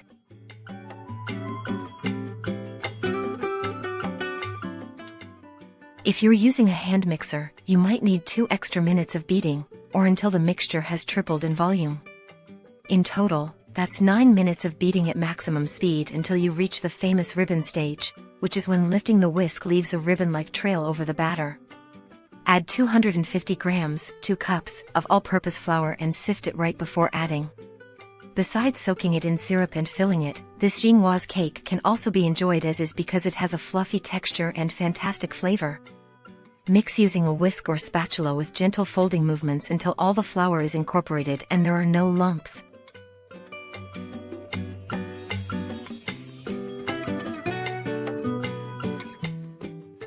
Prepare a baking pan and grease it with oil or butter. I use a 22 centimeters, 8.7 inch, diameter pan that's 7 centimeters, 2.75 inches, tall. Pour in the sponge batter and run a skewer through it to remove any air bubbles. If you want to make sure it unmolds perfectly, place a circle of parchment paper at the bottom and along the sides of the pan. Preheat the oven to 150 degrees Celsius 300 degrees Fahrenheit and bake the sponge cake for 45 minutes at that temperature. Unmold the cake and let it cool on a wire rack. To fill this sponge cake, I recommend letting it rest for 1 day wrapped in plastic wrap. This way it firms up and will be much easier to cut and handle.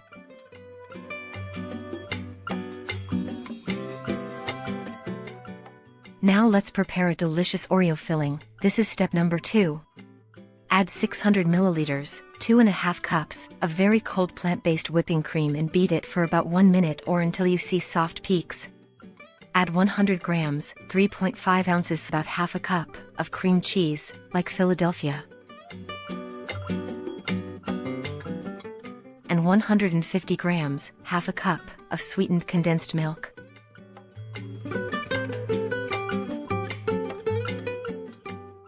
Beat for 1 more minute at medium speed or until the cream thickens and forms waves. Add 200 grams, 7 ounces, about 2 cups, of crushed whole Oreos and beat just until fully combined.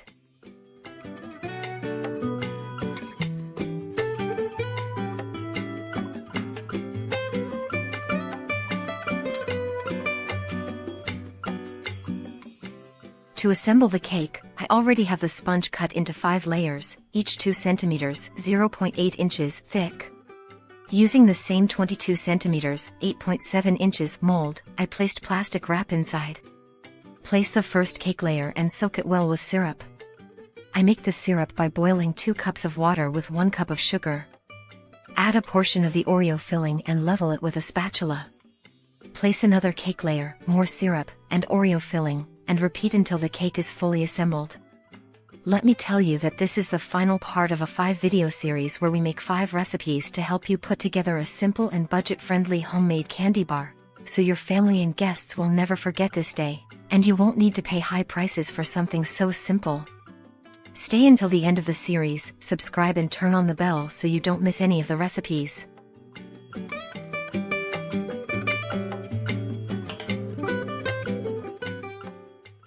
Wrap the cake in plastic and let it chill in the fridge for at least 4 hours. Overnight is ideal. Finally, we come to step number 3, where we'll prepare a shiny and perfect Swiss meringue to decorate our cake. Place a pot of water on the stove and set a heat-proof bowl on top, making sure the bottom doesn't touch the water. Add 1 cup of egg whites and 2 cups of granulated sugar. Stir constantly with a whisk while heating in a double boiler for about 7 minutes, for this quantity, until the mixture reaches a temperature of 55 to 60 degrees Celsius, 131 to 140 degrees Fahrenheit. It's very important to watch the temperature and not go above 60 degrees Celsius 140 degrees Fahrenheit to avoid cooking the eggs. If you don't have a thermometer, you can still succeed by knowing the time, watching the foamy texture, and feeling with your fingers. The mixture should feel very hot and the sugar should be fully dissolved. With these tips, even without a thermometer, you'll be able to make a firm and shiny meringue. Beat the mixture with an electric mixer at very high speed for 6 minutes or until the meringue is almost cool, forms stiff peaks, and becomes very glossy.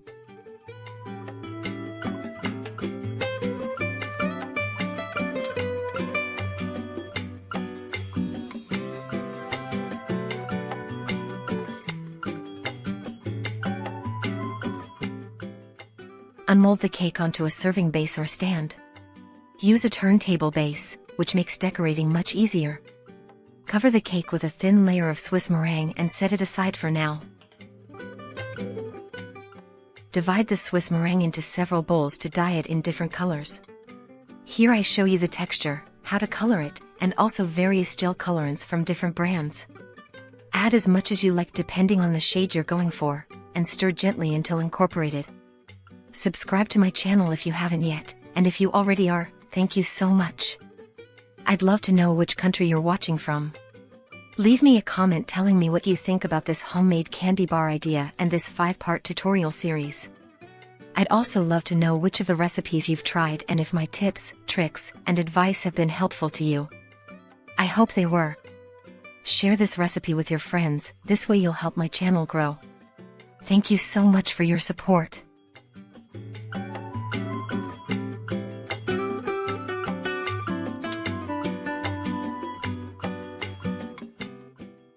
Transfer the Swiss meringue into piping bags fitted with Wilton 1M tips and pipe rosettes, 1 row of each color to cover the cake. For a 22 cm, 8.7 inches, diameter cake that's 10 cm 4 inches high, I needed 1.5 batches of Swiss meringue for this decoration.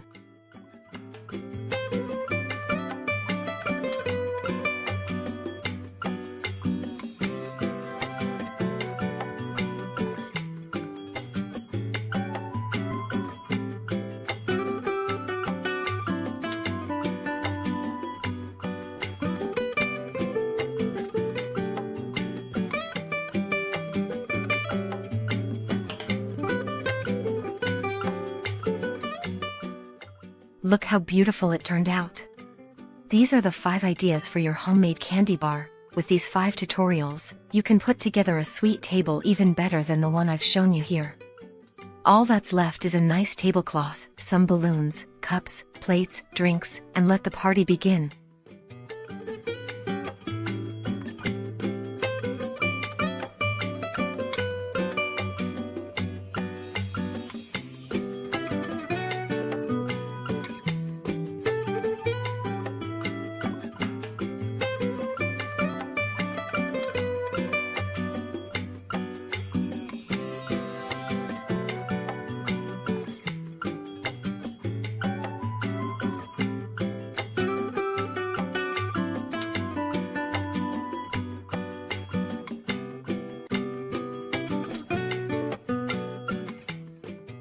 Here I show you the cake after resting in the fridge for a whole day. The texture is amazing, and what I want you to see is that the Swiss meringue holds up perfectly, the rosettes still have their shape, the colors remain, and the texture is still creamy. And next, I'm going to show you just the decorations of 2 cakes so you can get some inspiration from designs that are a little different from the usual. Also, just a reminder, you'll find the video chapters in the description and pinned comment, so you can jump straight to the part you're most interested in. Here I show you a cream made with just 2 ingredients, butter and sweetened condensed milk. It's a perfect cream for decorating. The full step-by-step tutorial is available on my channel. I've left the link above so you can check it out. I divide the cream into 2 bowls and tint it with pink gel food coloring.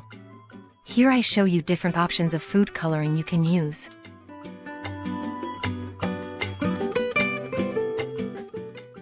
Depending on the shade you want, add more or less and mix well with a spatula until fully combined.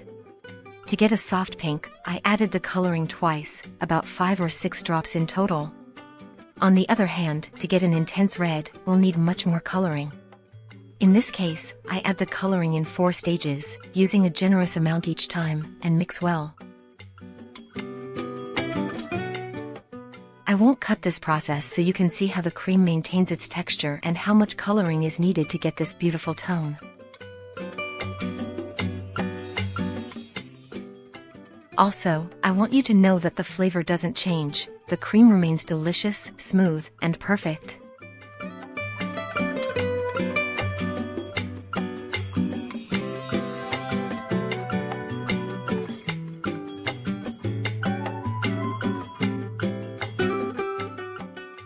I start with the red cake. To decorate it, I have 3 piping tips. 2 leaf tips, number 68 and number 113. 1 large tip, no, 1E. I unmold the cake, which has a heart shape, 15 centimeters, 6 inches in diameter. It's a sponge cake with Oreo filling. If you want to learn how to make both the sponge and the filling, you'll find the tutorials on my channel.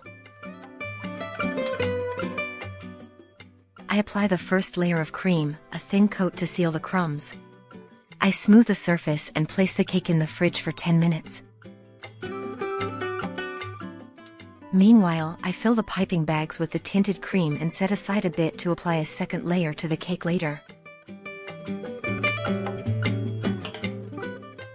If you're working in an environment where the temperature isn't very high, buttercream can harden. I recommend slightly warming it to restore its smooth texture. You can do this in the microwave in 20-second intervals or in a double boiler for a short time, always watching and stirring.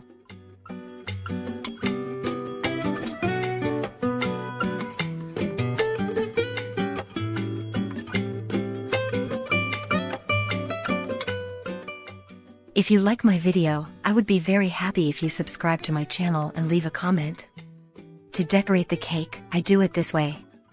It's a very easy process and perfect if you're a beginner in cake decorating.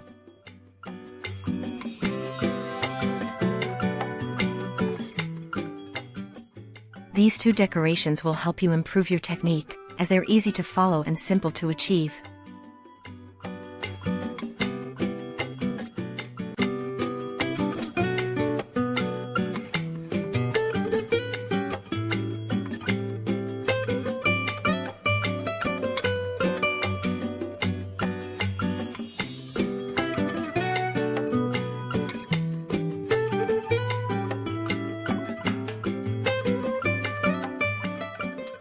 For the final decoration, I'll use my favorite piping tip, the 1E. I love this tip because it's perfect for creating a spectacular finish.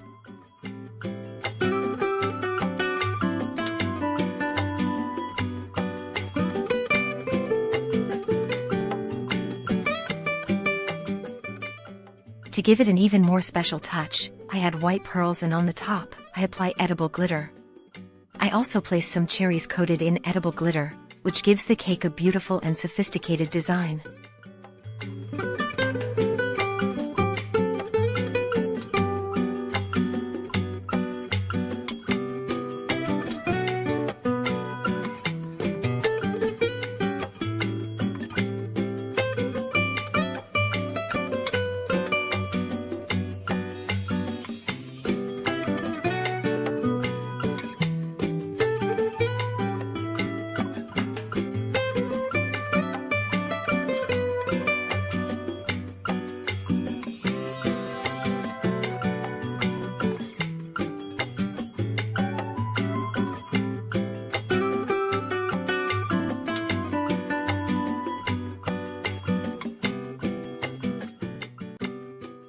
As you can see, achieving this elegant finish wasn't difficult at all.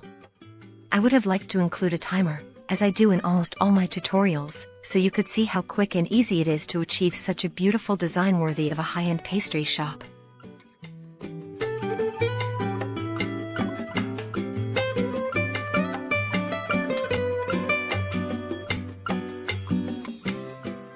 The second cake I'll show you next is a large one, 20 centimeters, 8 inches in diameter by 15 centimeters, 6 inches in height. Look how firm it is. It has a chocolate mousse filling with chocolate ganache and Nutella. Also, I want to tell you something important. When a cake is firm and has straight sides, like this one, you already have half the work done when it comes to covering and decorating. This makes smoothing and covering the cake much easier and faster. This cake is very special to me because it's for my birthday and it's also a new recipe I haven't yet uploaded to my channel.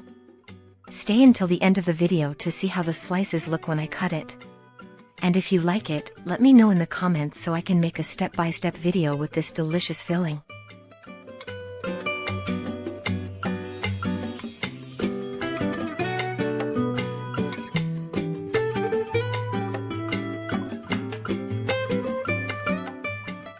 Once I finish covering it, I'll make a simple decoration with the 1E tip.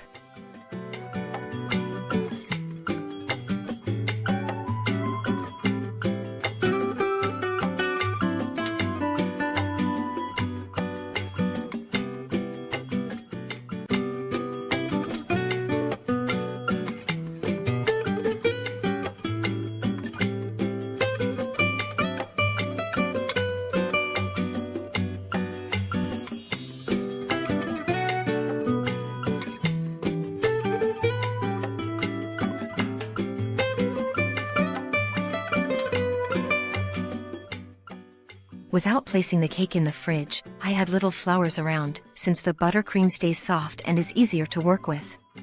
Before placing each stem on the cake, I dip it in vodka to disinfect it. You could also seal them with melted chocolate if you prefer another option. To decorate these two cakes, I use only 500 g, 17.6 ounces, of butter and 500 g, 17.6 ounces, of sweetened condensed milk. With just these two ingredients, we achieve a perfect cream. If you liked this video, help me by sharing it on your social networks. Your support means so much to me. From which country are you watching me? Let me know in the comments along with a heart. I'd love to read it. These little flowers look beautiful around the cake, giving it a unique and special touch. You can find them in florists, both fresh and dried, and both options look amazing. Did you like the color combination? I love it. As my kids would say, very tons cakes.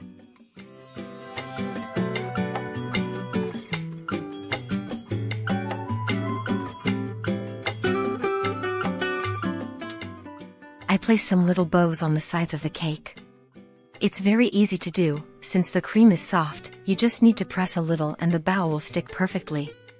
For the final touch, I place a sheet of clear plastic over the cake and on top a small pile of edible gold glitter.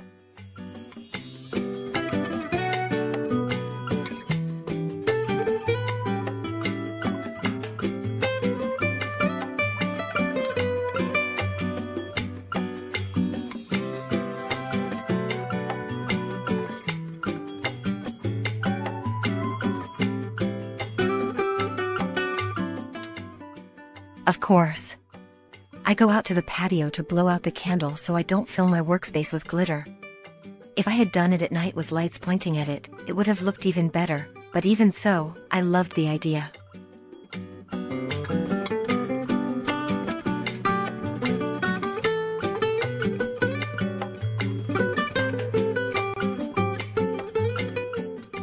And just as I promised at the beginning of the video, now I'm going to show you 3 of the best cream recipes, unique, not very well known, but incredibly useful and definitely worth learning.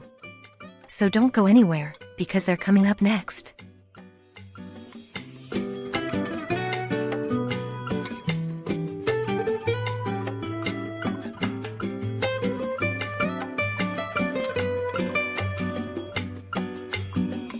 First step. Toast 300 g of walnuts, 10.5 ounces. Just like that, without adding fat, in a pan for a few minutes.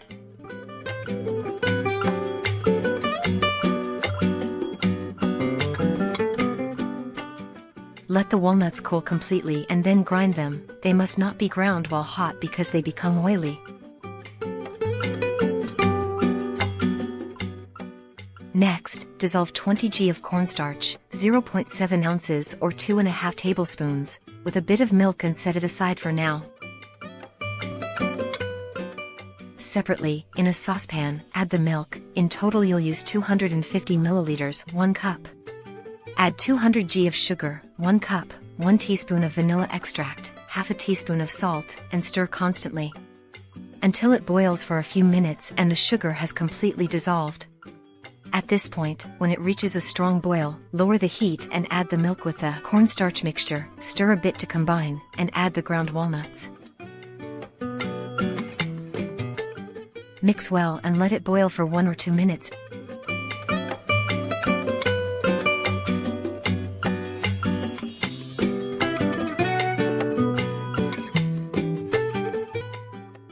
Turn off the heat. Let it cool completely at room temperature.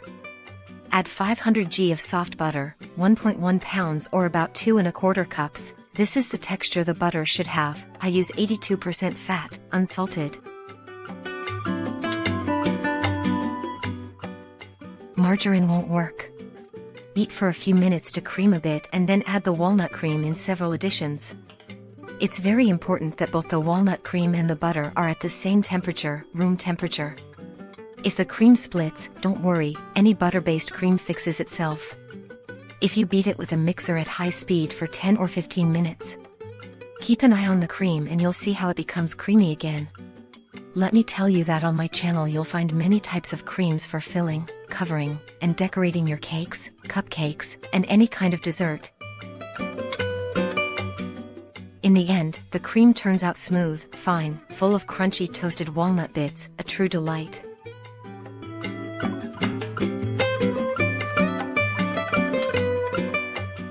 This walnut cream is one of those traditional recipes that never go out of style. It's rich, smooth, and naturally aromatic, all without using eggs. I love the texture, creamy, with tiny bits of toasted walnut that give it a perfect crunch. It holds up beautifully for piping, spreading, or layering in cakes. Fun fact, this type of recipe was often made by our great-grandmothers, using simple ingredients but lots of love. It's one of those timeless fillings that always impress.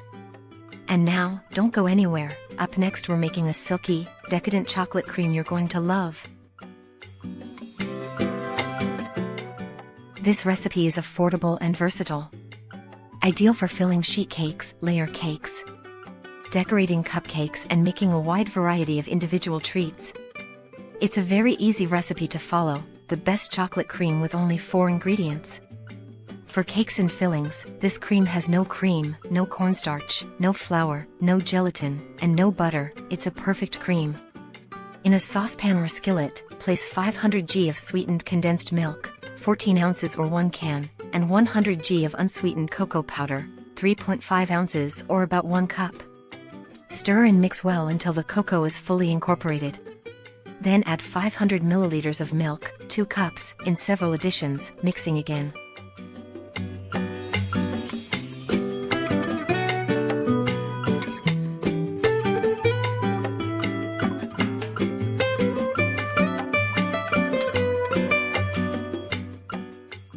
Bring the saucepan to the heat and cook the cream until it thickens.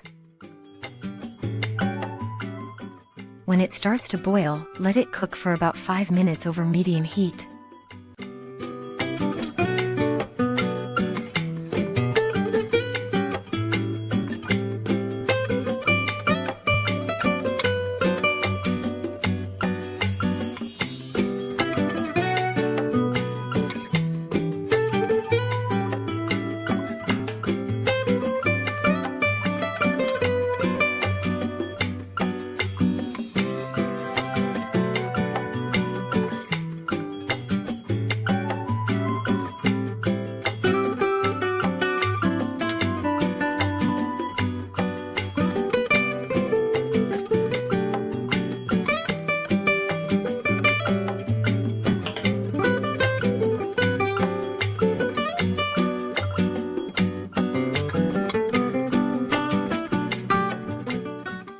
Add 250 g of dark chocolate, 9 ounces, to the mixture and stir gently until the chocolate is completely melted.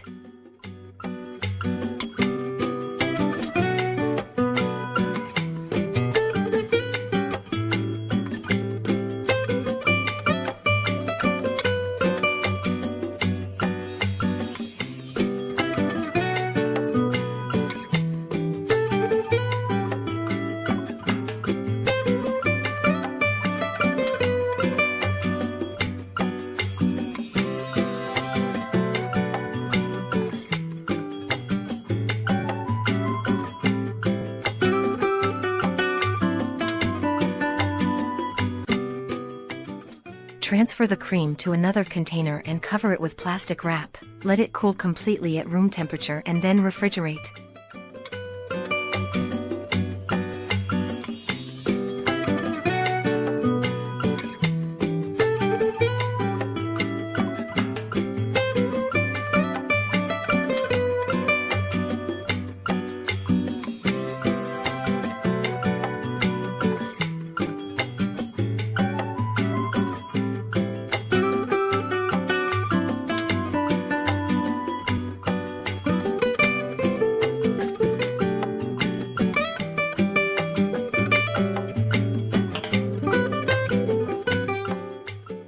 Once chilled, you can use the cream as is to fill desserts, cakes, and decorate with a piping bag. The texture of this cream is perfect, and the flavor is exquisite. If it's your first time making this cream, you won't stop making it again. This amount is enough to fill and cover a 20 centimeters, 8-inch, cake that's 10 centimeters, 4 inches, tall. The optimal shelf life of this cream is 8 to 10 days in the fridge. You also have the option to freeze it for up to 2 months. When used as a chocolate filling or in desserts, it stays fresh for 5 to 8 days.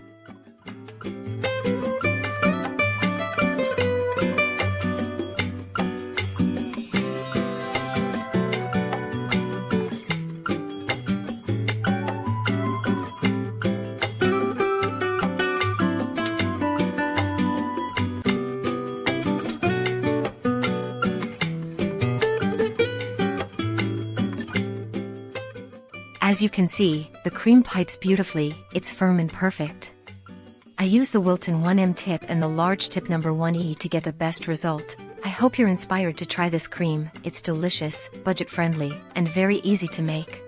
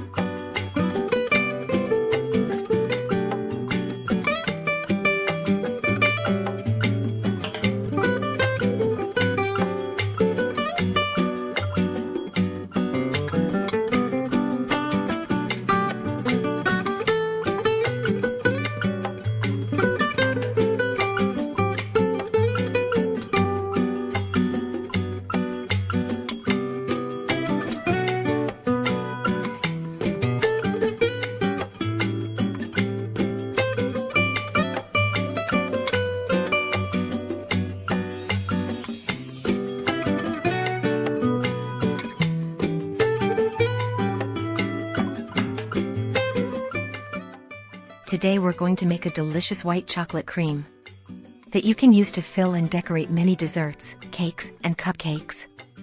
White chocolate cream is definitely one of my favorites. I love it because it pairs well with 1001 flavors. Vanilla, raspberry, lime, lemon, dark chocolate, it's the perfect cream. Melt 150 g of white chocolate, 5.3 ounces, in a double boiler or in the microwave. I prefer the double boiler because white chocolate is very delicate and can burn easily. This way you can control the temperature without adding more heat than necessary. Let the chocolate cool and set it aside. Here I show you the texture the butter should have. It should be like a pomade, soft but not melted. Add 250 g, 8.8 ounces or 1 1/8 cups, and beat at medium-high speed for 2 minutes or until it lightens in color.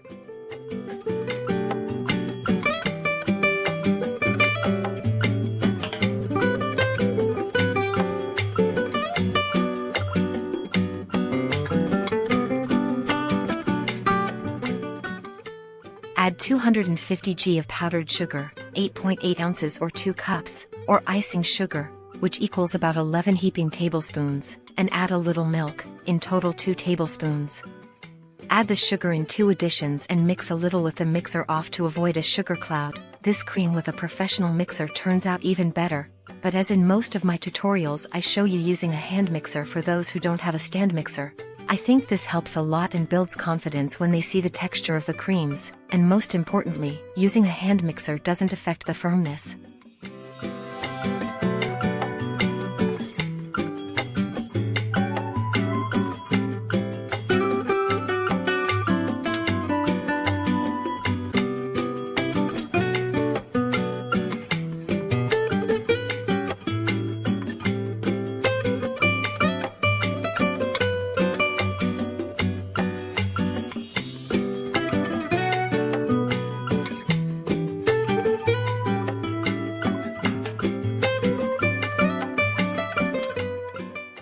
When the cream has this texture, add the 150 g, 5.3 ounces, of melted and cooled white chocolate. This means the chocolate should still be liquid but not warm to the touch.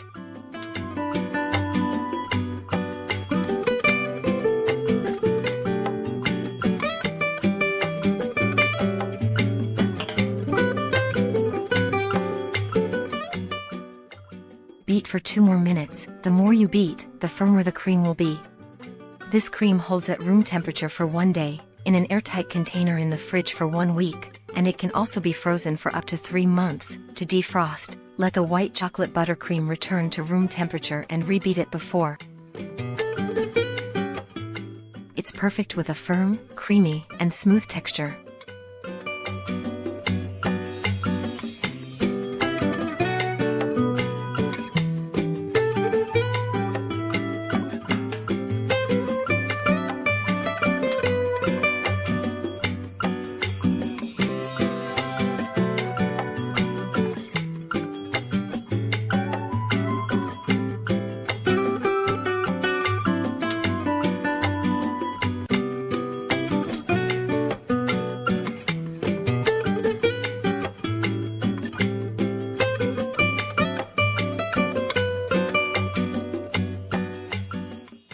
Here I show you how to color this cream. I recommend gel food coloring. It gives much better results. With just 1 drop of each color, you get a very nice pastel tone.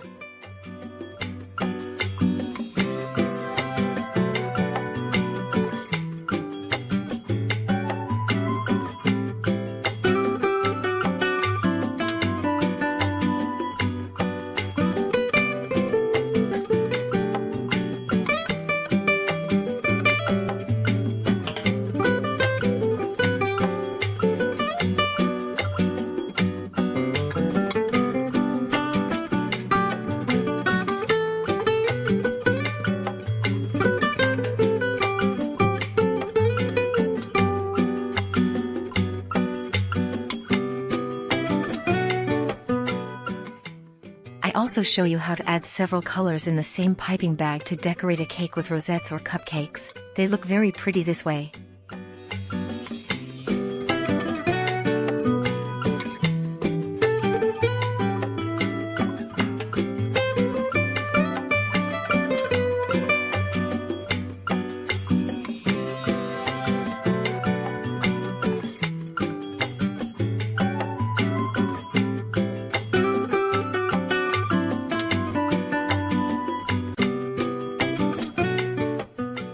The nozzles I use are the Wilton 1M and the 1E nozzle. I love this one. I hope you liked today's recipe.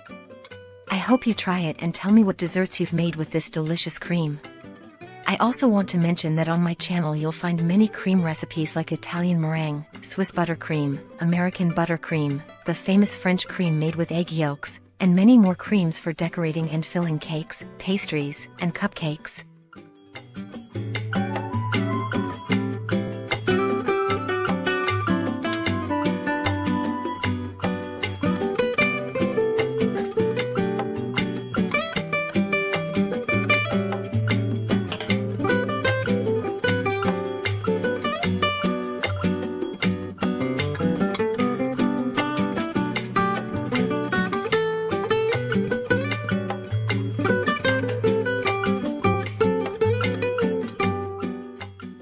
this video I'm going to show you how to make an Oreo cream without butter and without sugar. Very rich, smooth, and delicious. You can use it to fill your cakes but also to decorate with piping tips. As you can see, it's very firm, holds its shape well. And you can use it for any type of cake or cupcake decoration.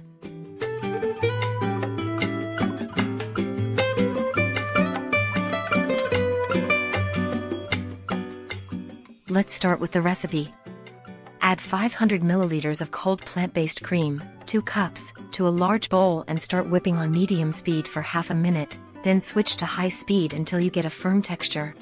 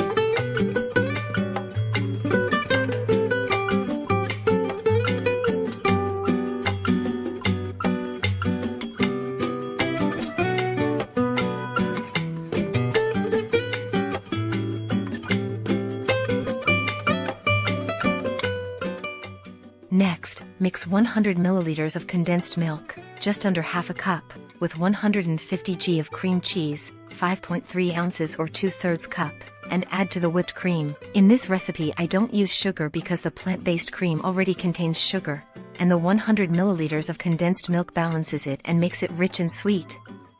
So it doesn't happen to you like it did to me. I recommend choosing a large bowl before you start the recipe. I had to change bowls because the cream rose a lot.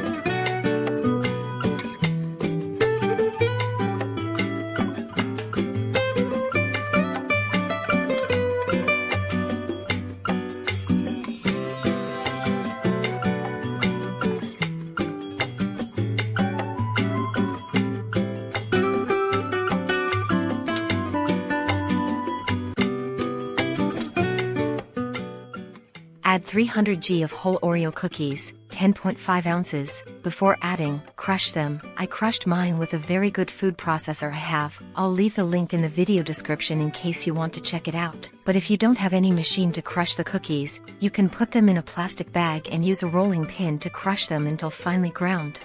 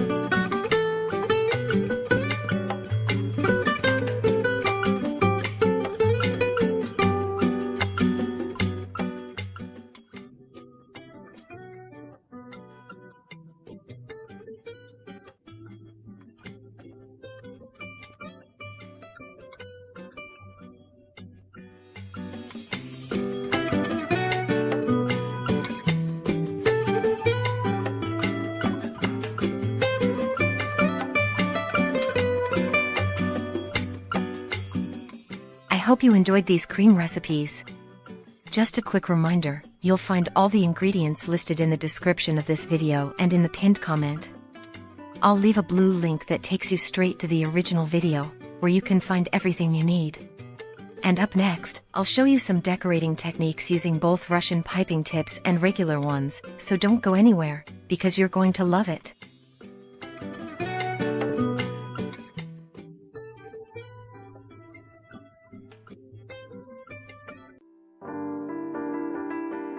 Welcome to my channel. Today, I bring you a basic tutorial on how to use the main piping tips in baking. In this tutorial, I've selected 9 essential piping tips, and I'll show you the designs you can create with each one. The open star tips 1M, 4B, 6B are similar to round tips but with various cuts in a star shape. They're perfect for making stars, borders, flowers, shells, spirals, and filling cakes. The 1M tip from Wilton is the queen of this category, indispensable for decorating cupcakes, small cakes, layer cakes, and many other desserts. Basket weave tips.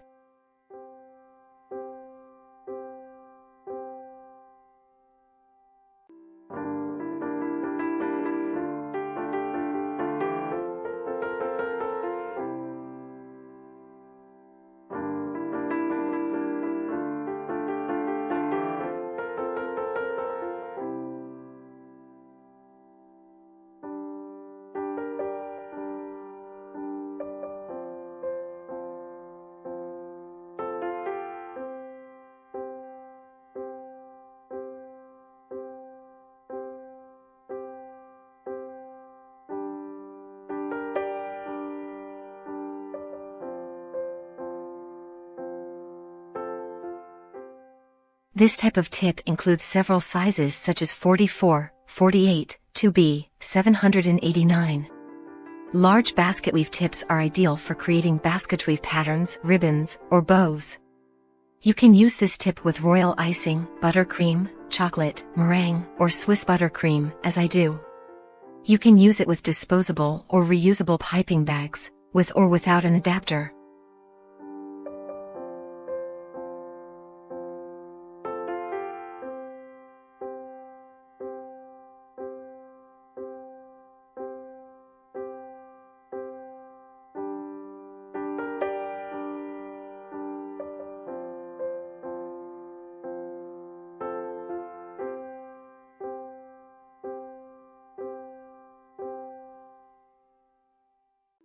This is the 1E tip.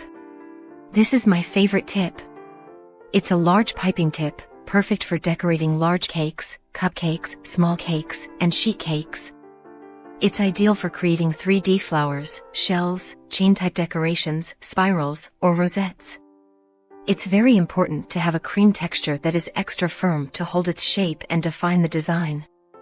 On my channel, you'll find step-by-step tutorials with different types of extra firm creams. In the video description, I'll leave you the link to the list of creams and here above as well.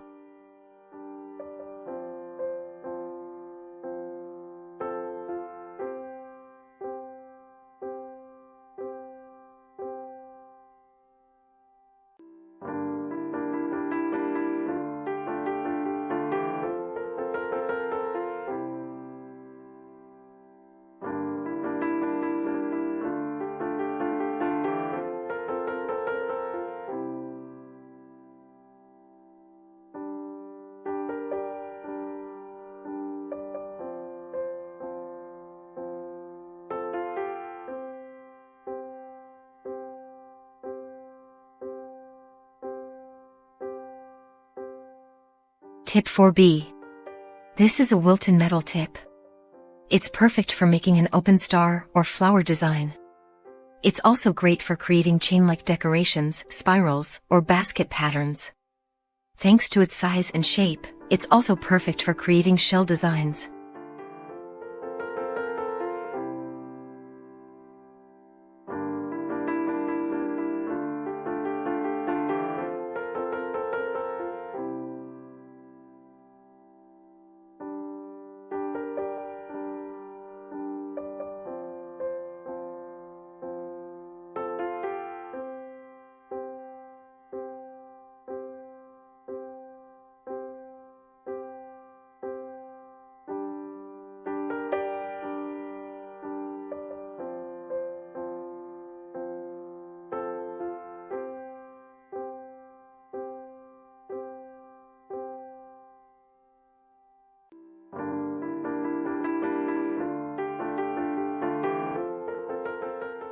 Tip 6b.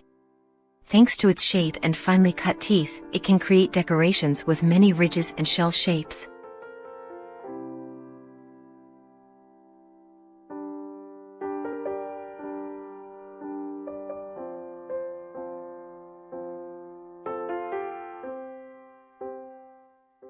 Round icing. Tip 2a.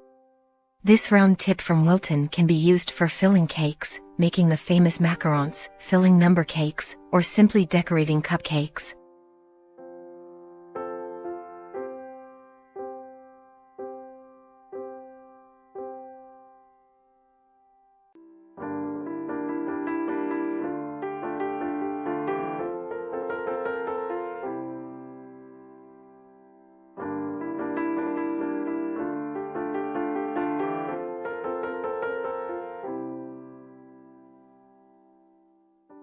Special or multi-opening tips. This type of tip includes 42, 233, or 234.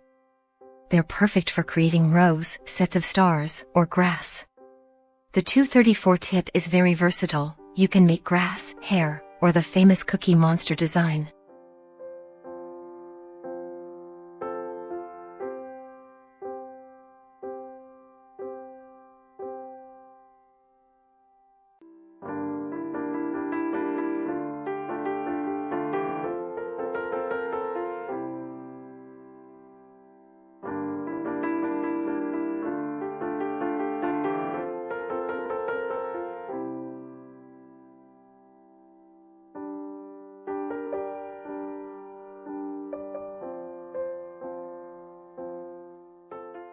Closed star. Tip 2d. It's perfect for making stars, shells, cupcake decorations, and perfect rosettes and many other types of decorations. The last tip, tip 9, is the famous and very different Saint Honoré tip 880.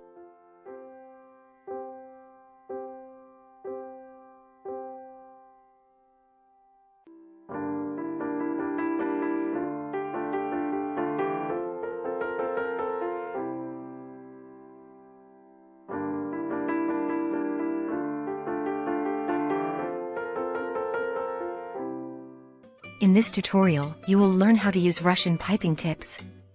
I'll give you some tips and tricks so that your decorations come out well defined and you'll learn how to use them like a professional.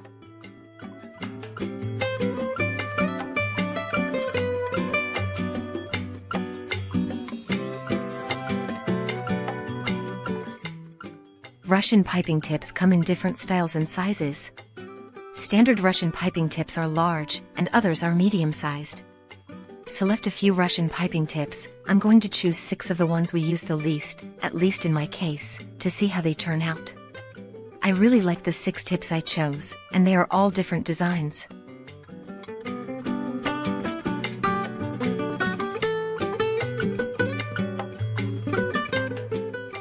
Buttercream is soft and creamy when freshly made, however, its consistency can change after a day. It becomes thick and looks lumpy after a day or several days. This is normal, and you can fix it by mixing it again in a bowl by hand or with a mixer. You can find this Swiss buttercream on my channel, and I will also leave the link to make it easier for you. Remember to flatten the buttercream to eliminate air bubbles.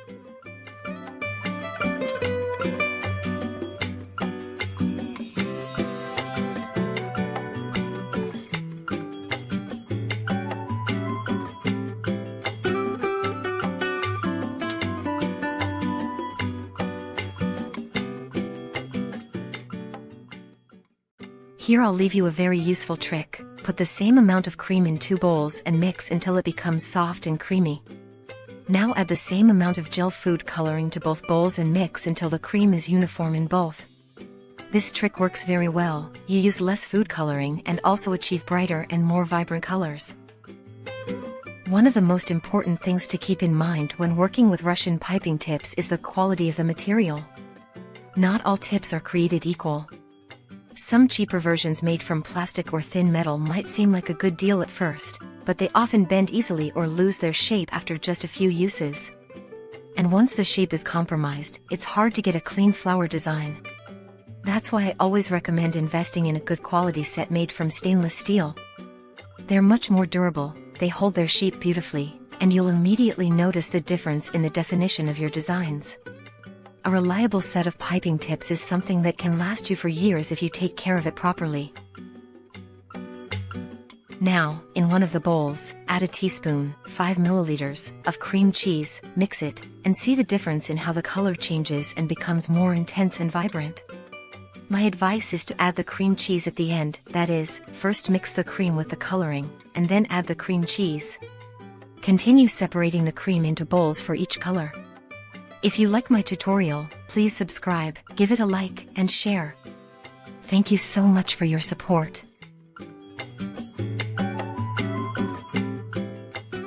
A lot of people think Russian tips only work with a specific kind of frosting, but the truth is, you have options. While Swiss meringue buttercream is my go-to because it's smooth and holds its shape so well, you can also use American buttercream, a whipped ganache, or even a very stiff meringue. The key, no matter what type you choose, is the consistency. The frosting needs to be firm enough to stand up on its own, but still soft enough to pipe without breaking or cracking. If it's too soft, your flowers will collapse or lose their detail. And if it's too stiff, it might be hard to push through the tip, or it could break mid-design. So, always test a little bit before starting your main decoration. Once you get the hang of finding that perfect texture, you'll see how easy and satisfying it is to work with these tips.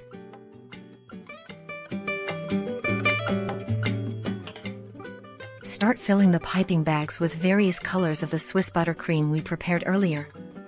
Do it this way to make it easier. Use a spatula or spoon, cover the sides of the piping bag with white cream and place yellow cream in the center, simulating a daisy.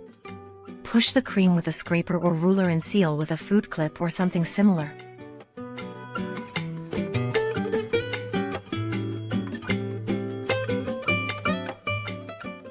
Here I'm going to use a large 3-part coupler to be able to add 3 different cream colors. Couplers are used to switch piping tips while still using the same piping bag. Open the bag, hold it with your non-dominant hand, and fold it over your open hand. Set the bag to one side and use a spatula to add the cream.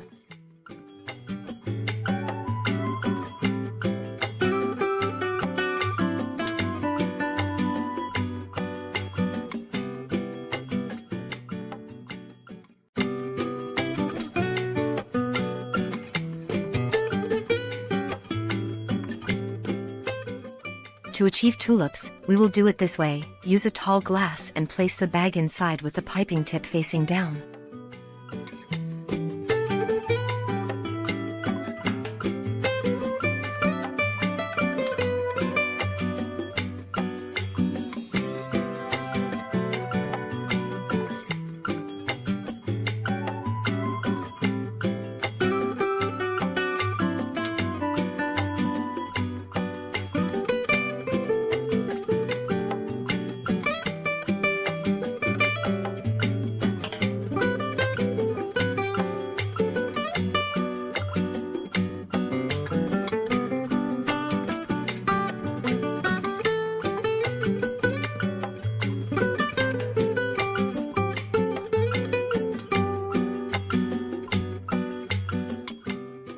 Use a spatula to add a strip of yellow buttercream. Make sure the strip is aligned with one petal of the piping tip. Add 2 more strips and ensure they are aligned with the petals of the piping tip. Between the yellow cream strips, add strips of orange cream, and in the middle, add white buttercream. Follow the same steps to form roses, except you add several layers of cream in various colors of your choice.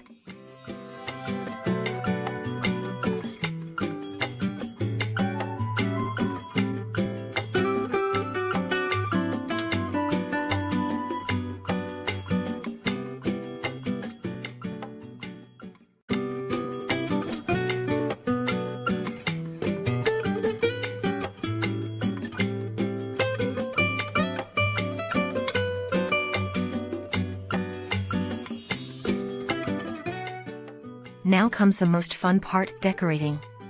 With Russian piping tips, it's very easy to get great results as long as you follow some important and essential steps. Point 1. Cream must be soft, firm, and creamy. Point 2. To get the flour to stick to the cupcake or cake, press consistently, then stop as you pull the piping tip away. I placed a Wilton No. 68 leaf tip to add leaves between the flowers.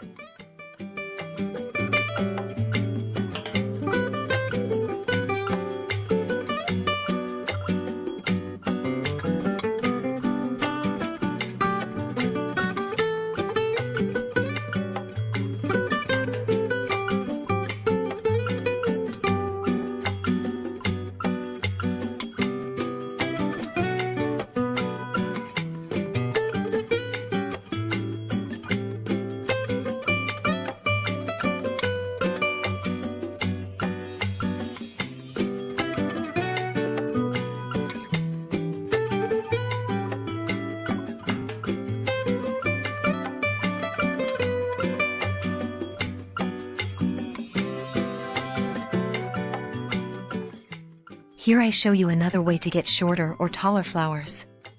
Press steadily while raising the piping bag with the tip until you reach the height you need. It's very easy, with a bit of practice, you'll get it instantly.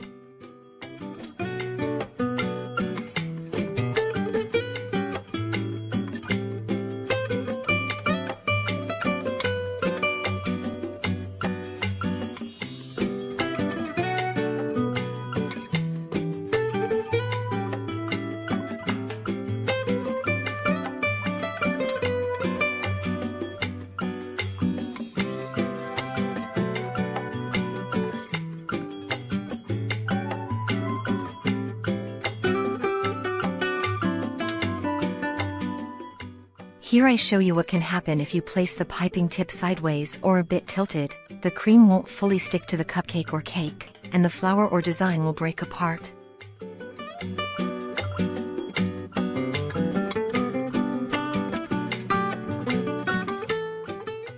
Switch from the Wilton No. 68 leaf tip to the Wilton No. 352 leaf tip. It's very easy to change tips when you have a coupler or piping tip adapter.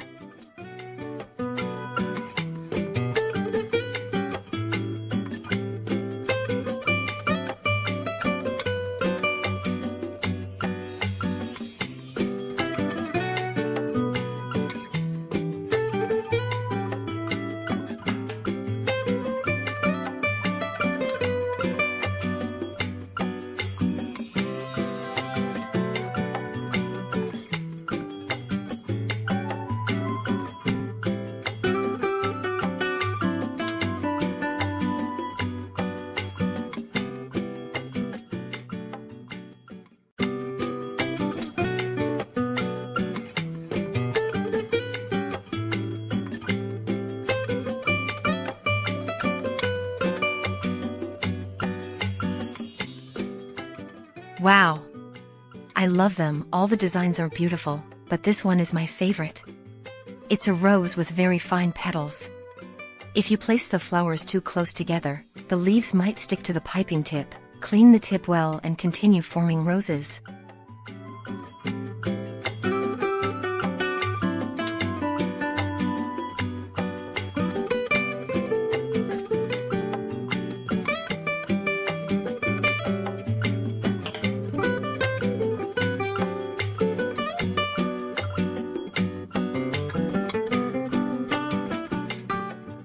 Here we have more examples of what can happen while forming your roses with the Russian piping tip.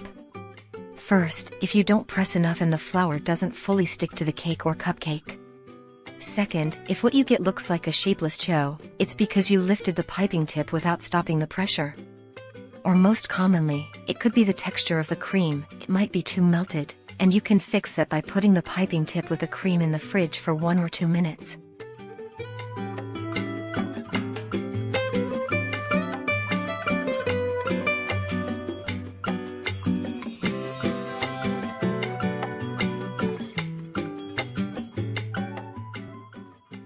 Let's talk about something that's often overlooked: cleaning and maintaining your Russian piping tips. After each use, especially if you've worked with colored buttercream, it's really important to wash your tips thoroughly with warm, soapy water. Tiny bits of buttercream can get stuck inside the narrow openings, and if you leave them there, they'll dry out and harden, making your next use a lot more difficult. I like to use a small cleaning brush to get into all the little corners. Once they're clean, make sure to dry them completely. Even stainless steel can rust if it's left damp for too long. Lay them out on a towel or use a soft cloth to dry them one by one, and then store them in a container or case where they're not bumping into each other. If you take care of them, your piping tips will stay in perfect shape and be ready to go every time you want to create something beautiful. Did you know that Russian piping tips actually originated in Eastern Europe, particularly in countries like Russia and Ukraine? They were developed not so long ago, with the goal of simplifying floral cake decorations while still maintaining an elegant and professional finish. In a region where elaborately decorated cakes are deeply rooted in tradition, these piping tips became an instant game changer. What makes Russian piping tips so unique is their design. Unlike traditional piping tips that require you to carefully build petals one by one, often with a lot of patience and skill, these tips are engineered to create an entire flower in just one single motion. It's incredibly satisfying. One press, and a perfect blossom appears on your cake or cupcake. It feels almost like magic, and honestly, that's part of the reason they've become so popular. Each tip has a carefully shaped cutout that mimics the structure of real flowers. From tulips to roses, daisies to peonies, every tip brings a different flower to life. Some even recreate wildflowers or fantasy petals. Because of this variety, many cake artists love collecting Russian tips, not just for baking, but as little pieces of creative inspiration. Of course, not every type of frosting works with them. The secret is in the consistency. You need a buttercream that's firm yet smooth, something like Swiss meringue or Italian buttercream. If the frosting is too light or fluffy, like whipped cream or chantilly, the designs won't hold their shape, and the petals might collapse before they even touch the cake. Russian piping tips went from a regional favorite to a global trend thanks to the rise of social media. A short video showing a buttercream flower blooming instantly? That was enough to go viral. Soon, bakers from all over the world were amazed by how easy it looked, and how beautiful the results were. Now, you can find these tips in baking stores across Europe, America, Asia, almost anywhere. What's fascinating is that for many years, these tips were a bit of a well-kept secret. In their early days, they weren't widely available outside Eastern Europe, and many cake decorators in the region passed down their techniques through family or community. Using Russian piping tips felt like being part of a tradition, and today, that tradition continues to grow and evolve around the world.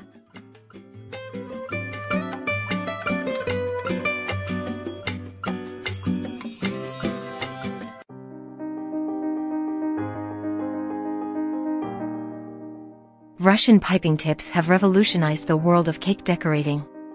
These unique, beautifully crafted nozzles allow you to create stunning floral decorations effortlessly using a piping bag. They are accessible, easy to use, and make decorating cupcakes, cookies, cakes, and pastries incredibly simple, even for beginners. In this video, I'll show you how to use these amazing tips and the beautiful results they can achieve.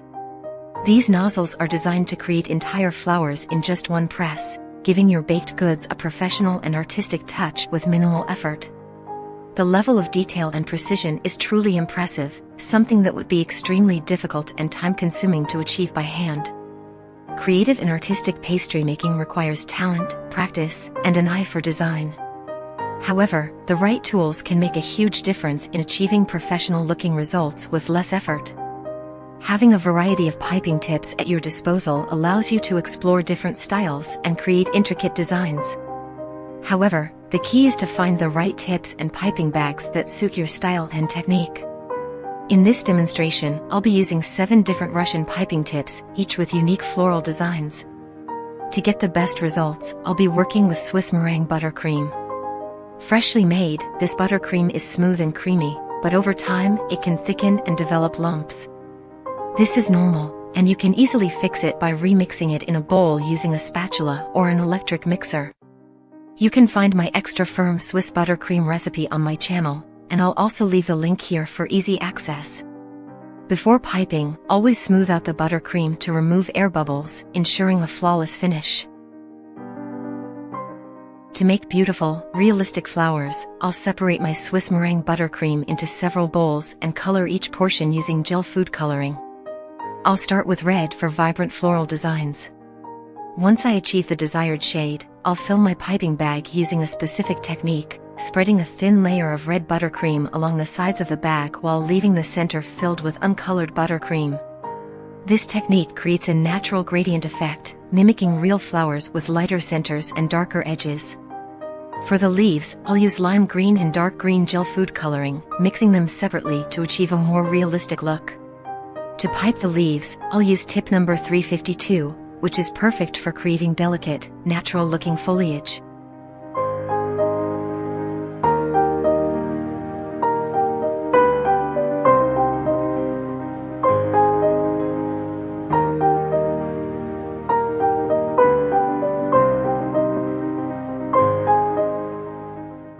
For tulip designs, I'll place the piping bag inside a tall glass with the nozzle facing downward. Using a spatula, I'll add a stripe of red buttercream along the inside of the bag, making sure the stripe aligns with the petal sections of the tip. This helps create a more defined, multi-dimensional look for each flower. Additionally, I'll be using a large coupler. Couplers allow you to swap out different piping tips while using the same bag and buttercream, making it easier to experiment with different flower designs without refilling multiple bags. The fun part, decorating with Russian piping tips. Decorating with Russian piping tips is incredibly fun and rewarding. However, there are a few essential steps to follow to get the best results. I'll walk you through the pros and cons of using these tips while demonstrating each floral design. Pros of Russian piping tips. Impeccable results. These nozzles create highly detailed, professional-looking flowers that are difficult to replicate by hand. Beginner-friendly, you don't need advanced piping skills to use them, just hold the tip at a 90-degree angle and apply even pressure. Time-saving. Although there is a learning curve, once you master them, they significantly speed up the decoration process. Easy to clean. Their large size makes them incredibly easy to wash. No extra tools are needed to reach every corner. Durable and high quality. Made of stainless steel, they are long-lasting and retain their shape over time. Versatile. They work beautifully on cupcakes, cakes, and even cookies. You can use them for small or large arrangements, from delicate accents to full floral bouquets. Cons of Russian piping tips. Steep learning curve. They can be tricky at first, and if you're not using the right frosting consistency, results may vary. No numbering system. Unlike standard piping tips, Russian tips don't have identifying numbers. They are usually sold with reference images, so selecting the right one can be a guessing game. Common mistakes and how to avoid them. Flowers not sticking. If you don't apply enough pressure while piping, the flowers may not adhere properly to the cake or cupcake. Blurry or deformed shapes. If your frosting is too soft, the flowers won't hold their shape. Chilling the buttercream for 1 to 2 minutes in the fridge can help. Frosting consistency issues. The type of frosting you use is crucial. The best options include Italian meringue buttercream, Swiss meringue buttercream, American buttercream, French buttercream. I personally recommend extra firm Italian or Swiss meringue buttercream for the best results. You can find my tutorials for these frostings in my channel's playlist dedicated to cake creams. Final tips. The frosting must be firm but not too cold. If it's too cold, it won't flow through the tip smoothly. If it's too warm, the flowers won't hold their shape. If your frosting is too stiff, let it sit at room temperature for a few minutes before piping. Constant refrigeration may be needed to maintain the perfect consistency. Using a turntable can help achieve an even and well-balanced floral arrangement on cakes.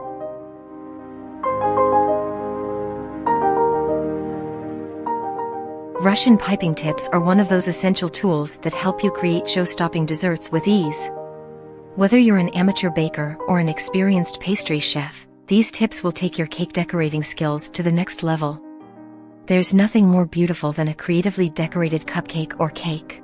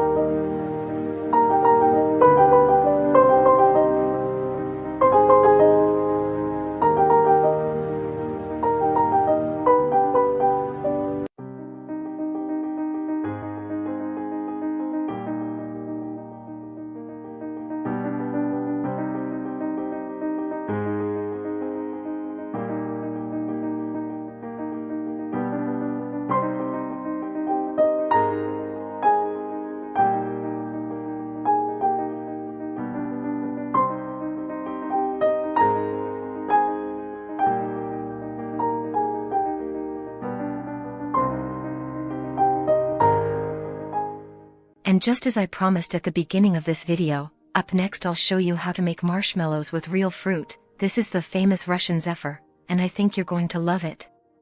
Zephyr is a traditional Eastern European dessert, made with fruit puree, sugar, and egg whites. Its name comes from the soft west wind in Greek mythology, and it perfectly reflects its airy, delicate texture, somewhere between a marshmallow and a meringue. It's a very economical recipe, but it looks and tastes amazing, which makes it ideal for selling at a great price. So don't go anywhere, let's dive into it.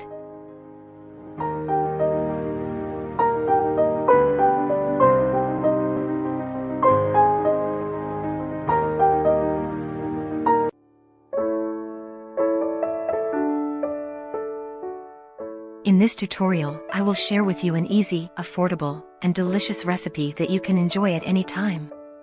This is a recipe that requires just a few ingredients but results in a visually stunning, appetizing, and healthy dessert.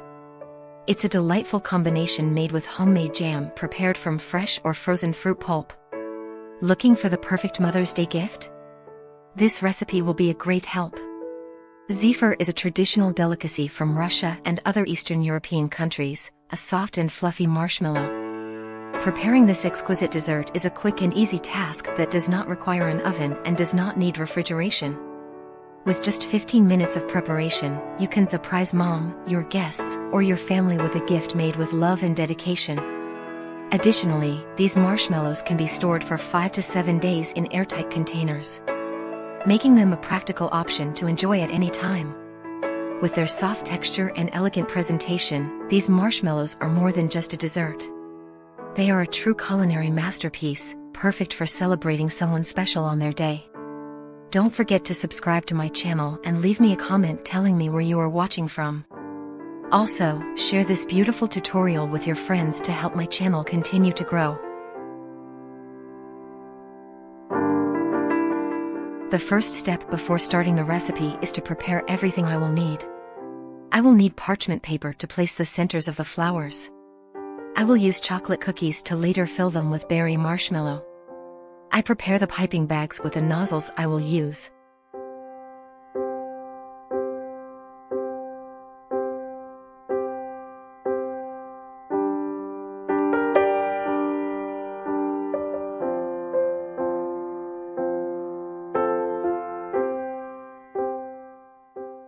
I prepare a saucepan with hot water for the piping bags with the marshmallow. This way, I can keep them soft a little longer before they harden. The next step is to weigh all the ingredients. 160 g, 5.6 ounces or 2/3 cup, of cold water.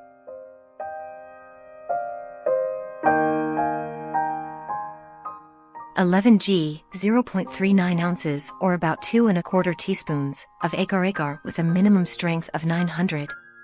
It cannot be substituted with gelatin.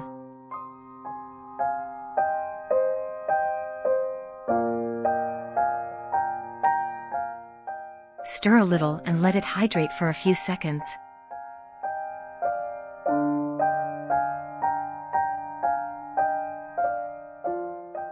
Now I add 200 g, 7 ounces or 3/4 cup, of berry jam, which I made by boiling 200 g, 7 ounces or 1½ cups, of berries. Blueberries, strawberries, raspberries, and currants, with a tablespoon of water and a tablespoon of sugar. Once the jam was ready, I strained it through a fine sieve and let it cool. I combine the berry jam with the agar-agar, mixed to integrate, and set it aside for now. To continue weighing all the ingredients, I weigh 270 g, 9.5 ounces or 1 1/4 cups, of sugar, which I will later add to the mixture with the berries.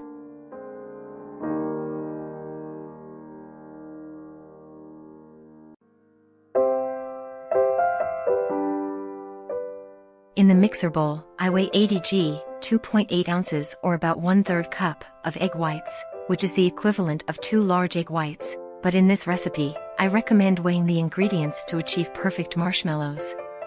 Separately, in a cup, I weigh 80 g, 2.8 ounces or about 1/3 cup, of sugar, which I will add to the egg whites as they whip. Once everything is weighed and prepared, you can boil the agar-agar with the jam over high heat.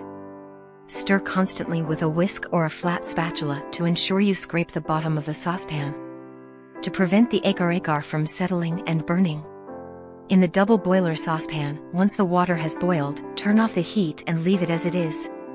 In the saucepan with the agar-agar, once it starts to boil, add the 250 g, 8.8 ounces or 1 1/4 cups of sugar, all at once, and reduce the heat to low. Add half a teaspoon of lemon-flavored fruit salt. At this moment, set a timer and turn on the mixer with the egg whites, beating for 1 or 2 minutes at medium speed. Until you get a foam similar to beer froth. Add the sugar in 3 or 4 additions and increase the mixer's speed. At this step, we must do both tasks at the same time. Beat the egg whites until you get a firm French meringue, while stirring the syrup until you obtain a thick but fluid paste. This recipe can be perfectly made with a hand mixer. I advise using a single batch and not doubling the quantities, as it will be difficult to handle with a manual mixer.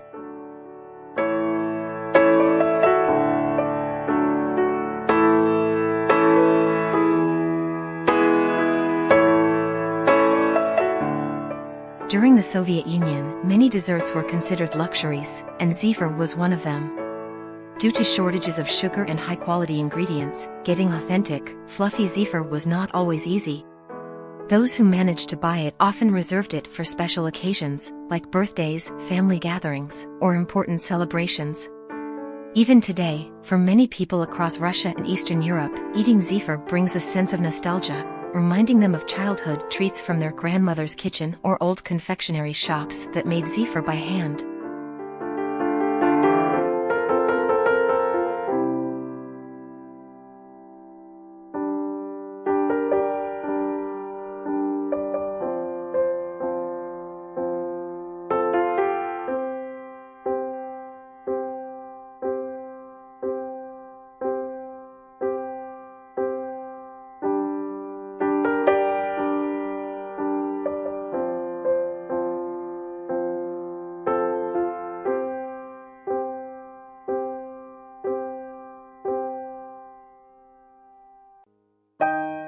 I boiled the syrup for almost 8 minutes until it turned into a thick paste and reached 100 degrees Celsius 212 degrees Fahrenheit.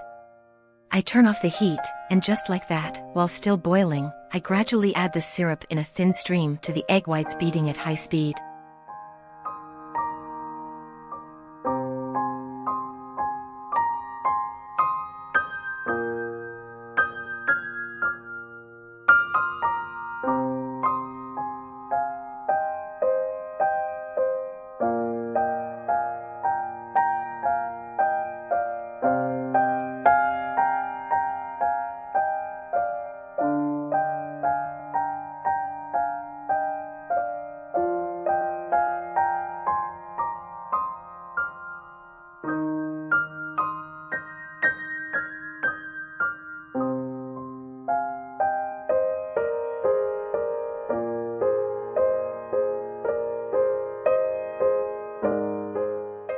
I reset the timer so you can track how long to beat the Zephyr before turning off the mixer. You can also guide yourself by observing how the Zephyr's texture changes, increases in volume, and gradually stiffens, wrapping more around the mixer's beater. It must not cool below 55 degrees Celsius 131 degrees Fahrenheit or 50 degrees Celsius 122 degrees Fahrenheit, as at lower temperatures, it hardens immediately. From now on, we must move very quickly. It should have a perfect and shiny texture.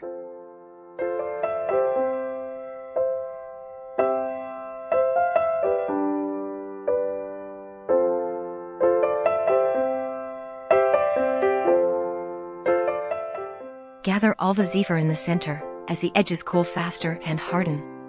For this reason, it is important to have everything prepared.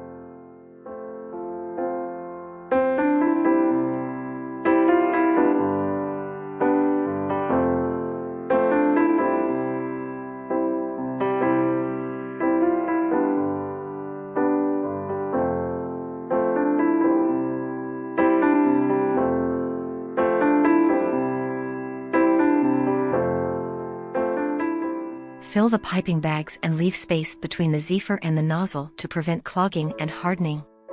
Place them in the double boiler with the heat off, as we only use it to keep the Zephyr warm while forming the flowers.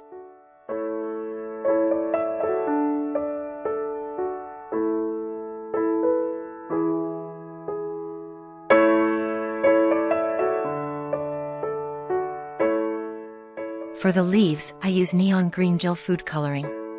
I place the Zephyr intended for the leaves in a piping bag with a leaf tip nozzle.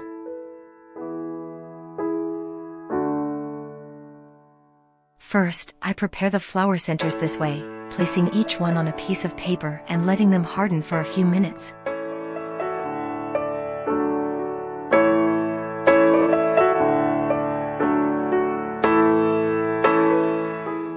Then, I prepare some sandwiches with chocolate cookies and fill them using a Wilton 1M tip.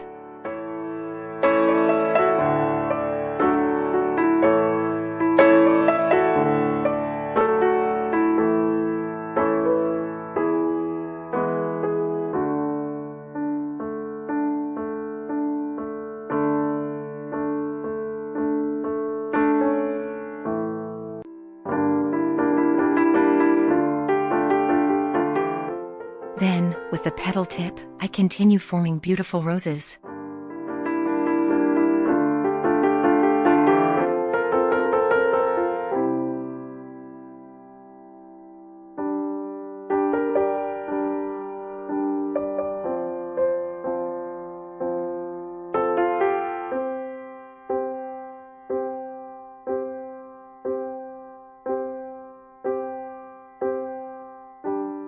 Zephyr is often given as a gift, especially on holidays like Mother's Day, Valentine's Day, and birthdays.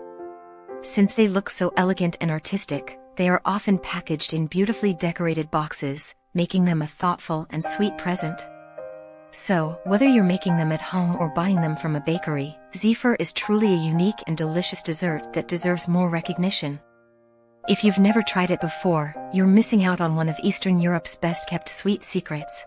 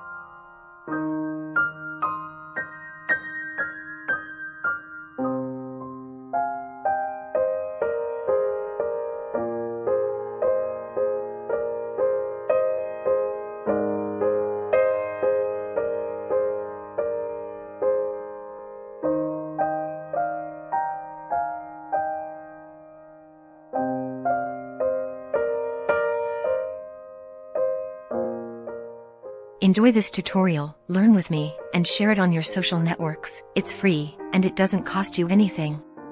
By doing so, you help me and allow more people to find and learn this fantastic recipe.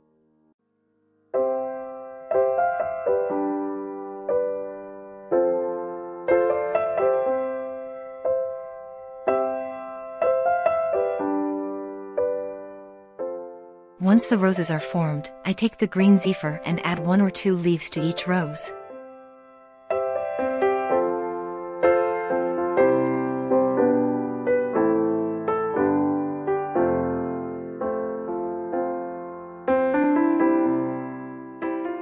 We store them as they are on the paper and let them stabilize at room temperature for 10 to 12 hours. Afterward, they will be ready to store in airtight containers for 5 to 7 days in the pantry.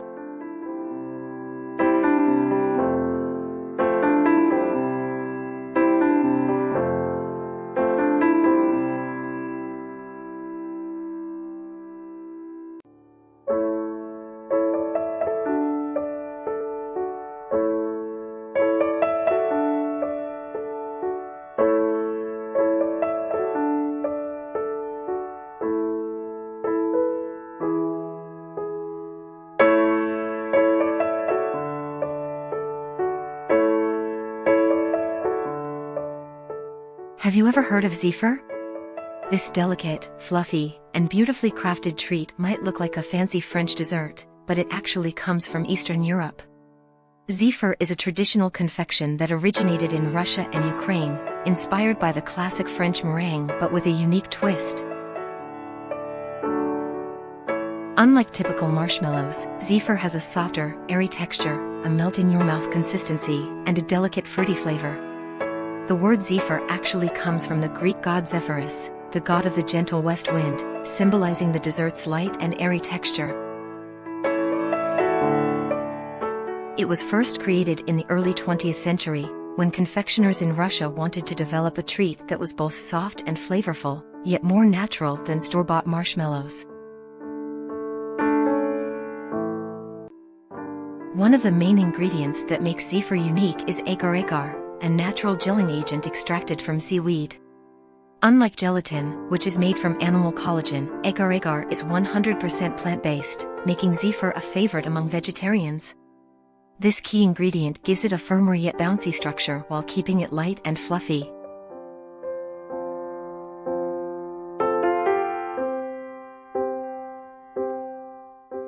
If you've ever seen beautifully shaped Zephyr, you might think they belong in a high-end bakery, but they are actually a common and affordable treat in Eastern Europe.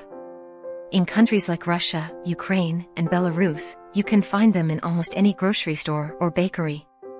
The price of a box of Zephyr varies depending on the quality and ingredients used, but a standard pack usually costs between $3 to $7 in local supermarkets. However, artisanal or handmade Zephyr, especially those with high-quality fruit purees and natural flavors, can be priced much higher, sometimes reaching $15 to $25 per box, especially in gourmet shops or when imported to other countries. What makes Zephyr even more special is the way it is presented. Unlike regular marshmallows, which are just cut into cubes, Zephyr is traditionally piped into delicate swirls, often resembling roses or seashells. Many confectioners take this even further by dipping them in chocolate, dusting them with powdered sugar, or decorating them with edible gold flakes for an extra luxurious touch.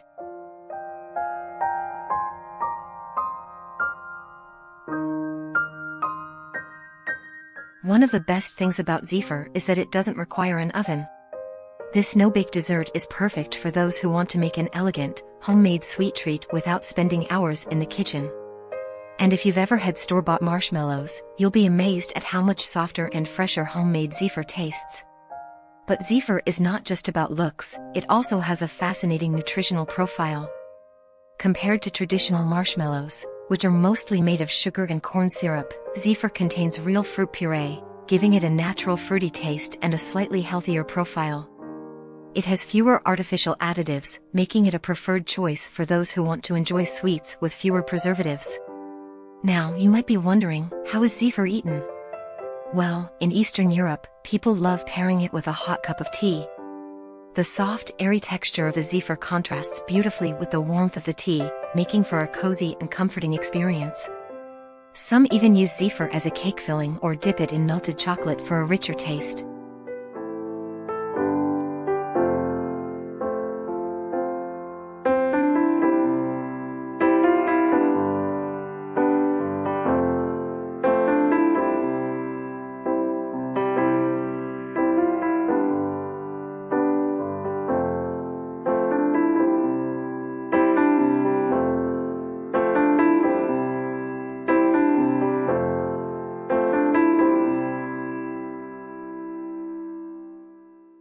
Unlike many other delicate pastries, Zephyr has an impressive shelf life.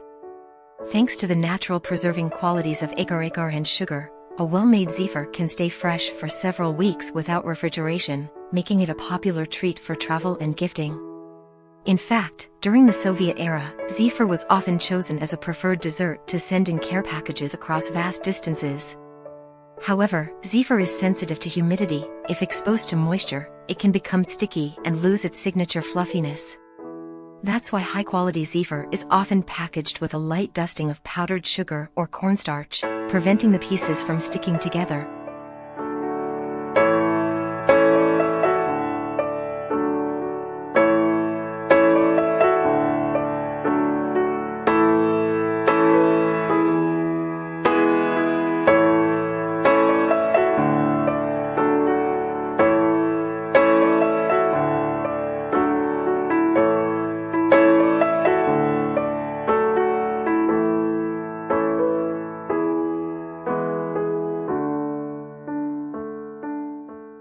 At first glance, Zephyr might seem like a fancy version of a marshmallow, but there are some major differences. Ingredients: marshmallows rely on gelatin, while Zephyr uses agar-agar, making it a vegetarian-friendly alternative. Texture: Zephyr is much softer and more delicate than the chewy, rubbery texture of marshmallows. Flavor: while marshmallows taste mostly of sugar and vanilla, Zephyr has a fruity tartness from the real fruit puree. Production method: marshmallows are cooked and whipped, whereas Zephyr is whipped raw and then air-dried for hours. Because of these differences, Zephyr melts in your mouth rather than requiring any chewing, making it feel far more luxurious and refined. While the classic Russian Zephyr is the most well-known, other countries have their own versions of similar confections. In Ukraine, you'll often find Zephyr dipped in chocolate, adding a crispy outer shell that contrasts with the soft, fluffy interior. In Belarus, Zephyr is sometimes flavored with honey and spices, giving it a more complex taste. In Poland, a similar treat known as tasty mleko, bird's milk, is popular, though it has a more custard-like texture. In France, while they don't have Zephyr, they do have a distant relative, guimauve, a soft, pillowy confection often made with fruit puree.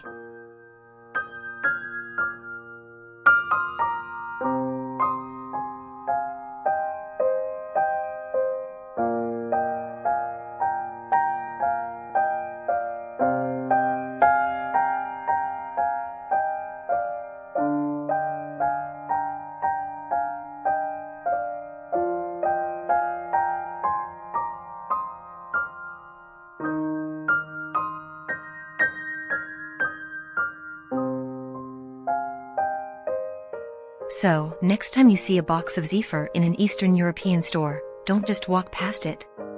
This dessert is more than just a sweet treat, it's a piece of history, an art form, and a symbol of elegance.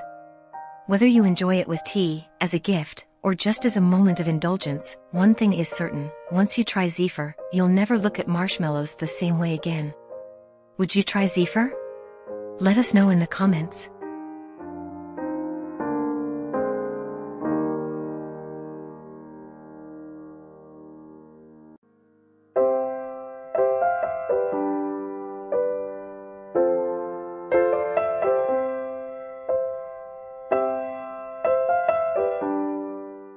During the Soviet Union, food shortages were common, and many high-quality confections were either too expensive or nearly impossible to find in certain regions.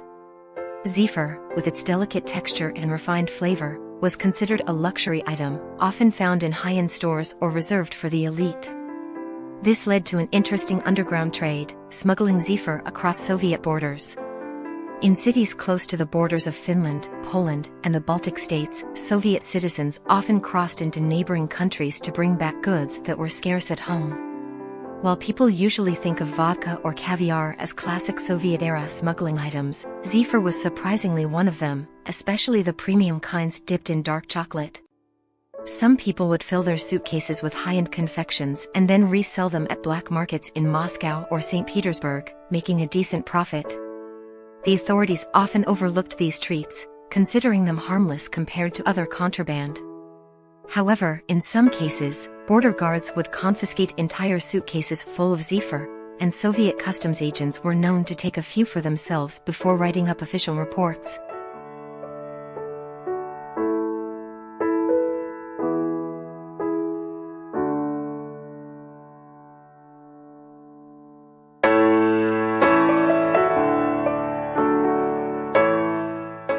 Believe it or not, there are stories that Zephyr was once considered as a potential space food. During the height of the space race, Soviet scientists were experimenting with different foods that could be sent with cosmonauts into orbit. The ideal space food needed to be lightweight, non-crumbly, to avoid floating debris in zero gravity, nutrient-rich. Zephyr, being soft, airy, and easy to store, was tested as an alternative to traditional space snacks. However, while the texture was perfect, the high sugar content and the fact that it could become sticky in humid conditions led to its rejection.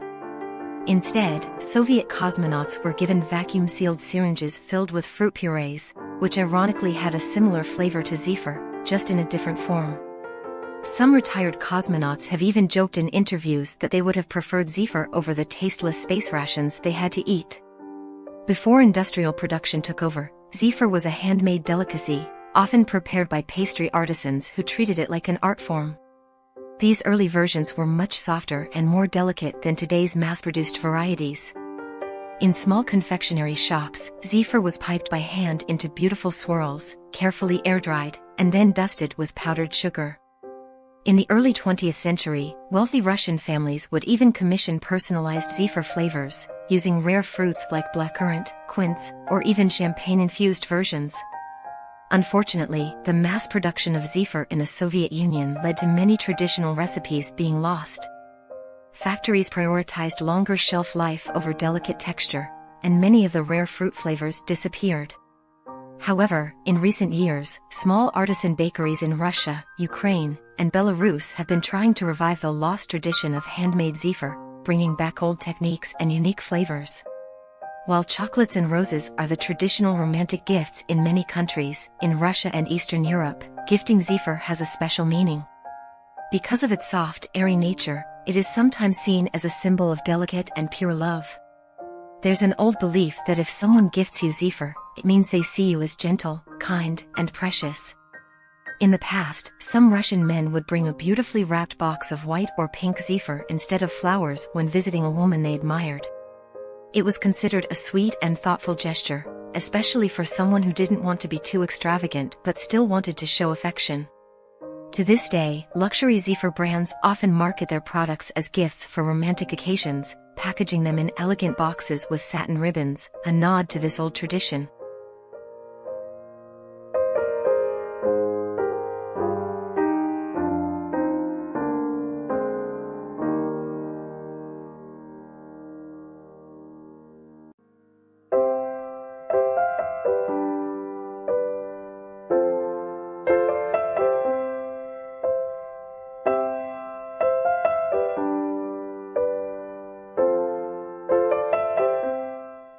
And finally, for anyone interested, I'm sharing my story, how I became a YouTuber and how I film my videos. Just in case you're thinking about not only making cakes, but also earning some extra income by simply showing others how you create your amazing recipes. I truly encourage you to give it a try. Feel free to ask me anything in the comments, I'll be here to answer whenever I can. Thank you so much for watching all the way to the end, and I really hope you enjoyed it.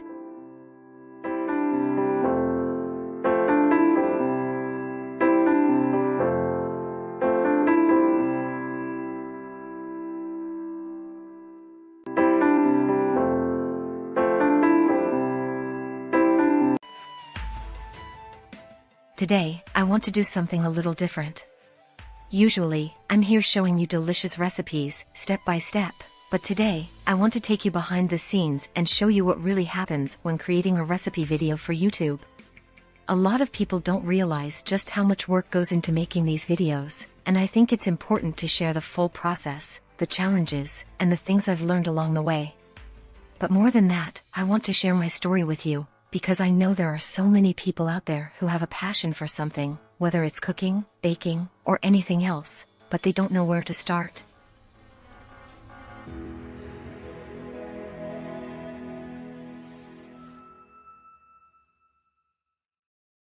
Maybe you've thought about sharing your skills online, maybe you've even considered starting a YouTube channel, but you feel like it's too late, or too difficult, or you don't have the right equipment. Well, I'm here to tell you that none of that should stop you. Because if I was able to do it, after everything, then you can too. I never imagined that I would be here, making videos, sharing my passion with people all over the world. But life has a way of surprising us, and sometimes, the things we think are impossible turn out to be the most rewarding.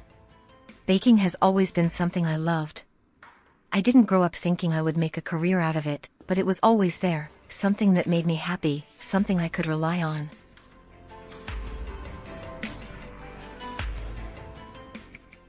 My life wasn't easy. I became a mother at a young age, and like many women in that situation, I had to take whatever work I could find to support my children. For most of my life, I worked as a cleaning lady. It wasn't something I was passionate about, but it was steady work, and it allowed me to provide for my family. Still, money was always tight. There were many things I couldn't afford to buy for my kids, and that's when baking became more than just a hobby for me. Instead of buying expensive cakes or treats, I started making them myself. It became my way of showing love, of making sure my kids had something special even when we didn't have much. Fast forward to about 4 years ago. My oldest son saw how much I loved baking and how talented I was, and he encouraged me to start sharing my recipes online. At first, I thought it was a crazy idea. I had never recorded a video before, I didn't know anything about cameras, editing, or even how YouTube worked. But he believed in me. He helped me set up my channel, record my first videos, and little by little, we started uploading. I had no idea if people would watch, but to my surprise, people did. They liked my recipes, they liked the way I explained things, and little by little, the channel started to grow. Since the day I started this journey, I have always carried a dream in my heart, one that still keeps me going every single day. My biggest dream is to have my own bakery, a place where I can share my love for baking with my community, where people can walk in and enjoy something made with passion, care, and dedication. A place filled with a warm smell of fresh pastries and cakes, where every recipe has a story behind it. I picture it all the time, and I hold on to that dream tightly, but as you can imagine, making it a reality is not easy. Right now, I save every single cent I can to get closer to that goal, but life is full of responsibilities, and sometimes, saving feels almost impossible. I have 3 wonderful children who are my world, and as any parent knows, raising kids comes with endless expenses, school fees, daily needs, transportation, and unexpected costs that always seem to appear at the worst time. On top of that, running this channel, making high-quality recipe videos, and trying to grow my online presence also requires investments. Every video you see here involves tools, ingredients, equipment, things like cameras, lights, a good microphone, editing software, and a reliable computer. These are all essential to creating content that people enjoy, but they are also costly. Even with all these challenges, I never let go of my dream. I keep moving forward because I love what I do, and I know that hard work and perseverance always pay off. And do you know what gives me the strength to wake up every morning and keep pushing forward even when things get tough? It's you. It's the people who take the time to leave a comment, to tell me how one of my recipes helped them make something special for their family, how they learned a new technique because of my videos, or how my story has inspired them to start their own journey. Every single message of gratitude fills my heart and reminds me why I do this. Your support means the world to me, and I can't even put into words how much I appreciate every kind word, every share, every like, and every subscriber. And to those of you who have gone the extra mile and have supported me with a small donation through PayPal, I want you to know that from the bottom of my heart, I am truly grateful. Every single cent that you have contributed is not just money, it's a step closer to my dream. It's a little push that helps me keep going, that makes the struggle a little easier.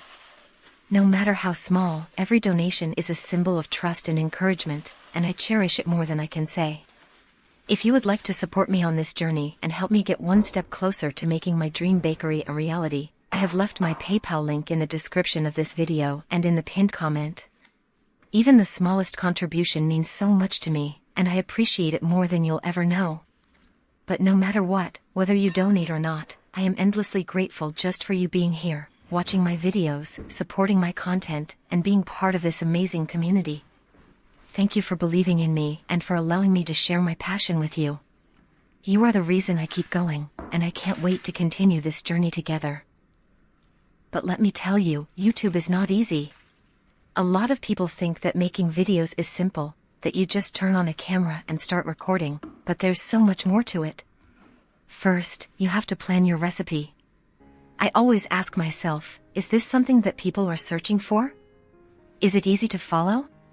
Will people actually want to try this at home?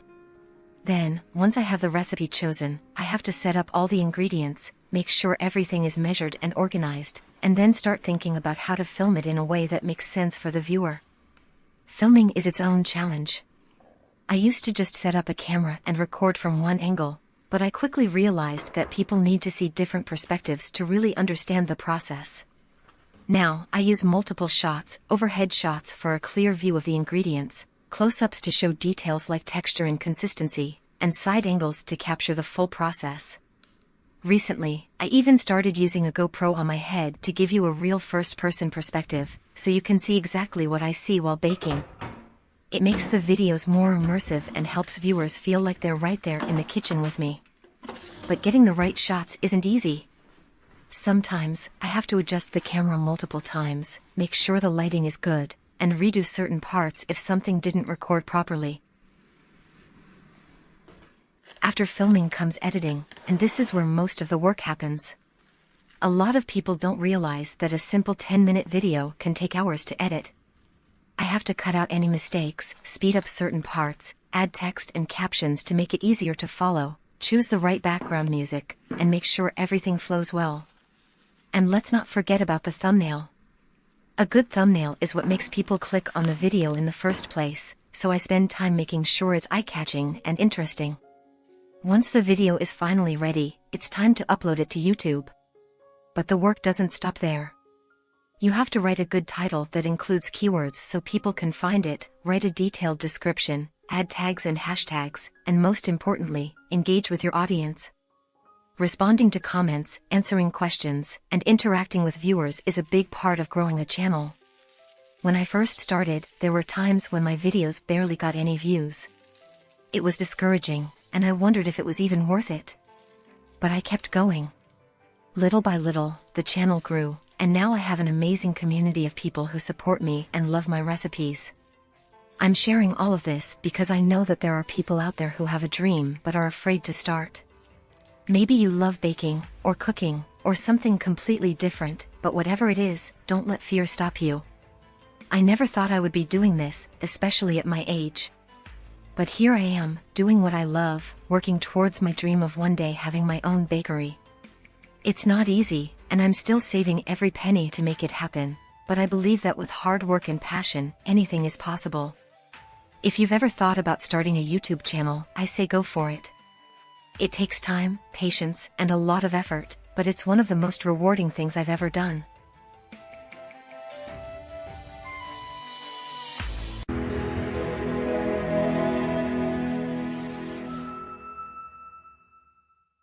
Building this dream, step by step, has been an incredible journey, one filled with moments of doubt, exhaustion, and sacrifice.